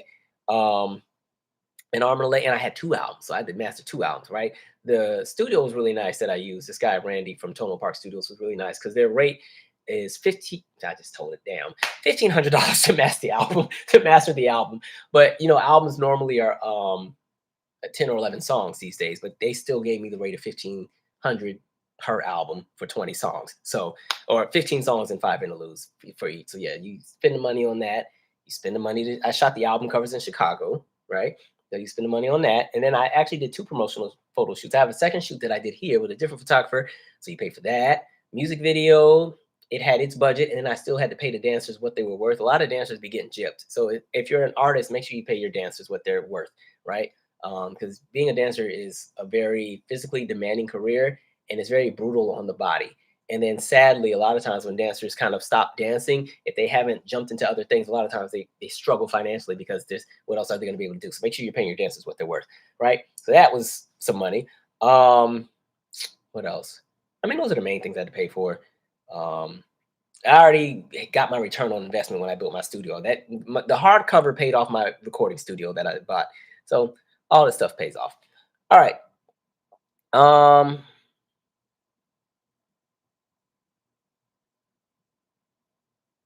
anyone else battling fruit flies right now?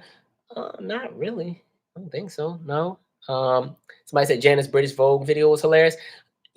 Her best interviews are when she's not being interviewed, when she just gets to talk in front of the camera. That's when her personality comes out, because she was pissed with Latoya about that dress. Like, I think she's still mad about it. I was like, Latoya about to get cussed out. And she said, this is back when Latoya, still wore the headbands. Thank God she doesn't now. I'm like, damn, she's shady, shady, shady. But man, somebody said you can release some of the behind the scenes as marketing. I certainly plan to, because I'm about to milk the hell out of these albums. Man. Okay, I'm off this for real now. But like I said, for anybody who's interested in the mentoring program I'm a part of now, as far as the fundraiser we're doing, shoot me an email, calvinbmichaels@gmail.com, or you can go to my website, calvinmichaels.com, and shoot me a message from there. I will send you the information about that specific program. But all I ask is that, again, because this is with children, and these are children that are in communities that I work with, please do not try and merge this YouTube world with the work that I do in the community. They're two separate things. I'm really protective of people I work with. So if you're going to do what you do it because you care about the well-being of children, not because you're trying to get closer to me or whatever. Just shoot your shot on Instagram instead, please. And yeah, there's that. All right, guys. Anyway, I'm out. Like I said, stay safe, stay sane, and mind your business so that you can age well. And we'll see you guys again. All right, folks. Good night.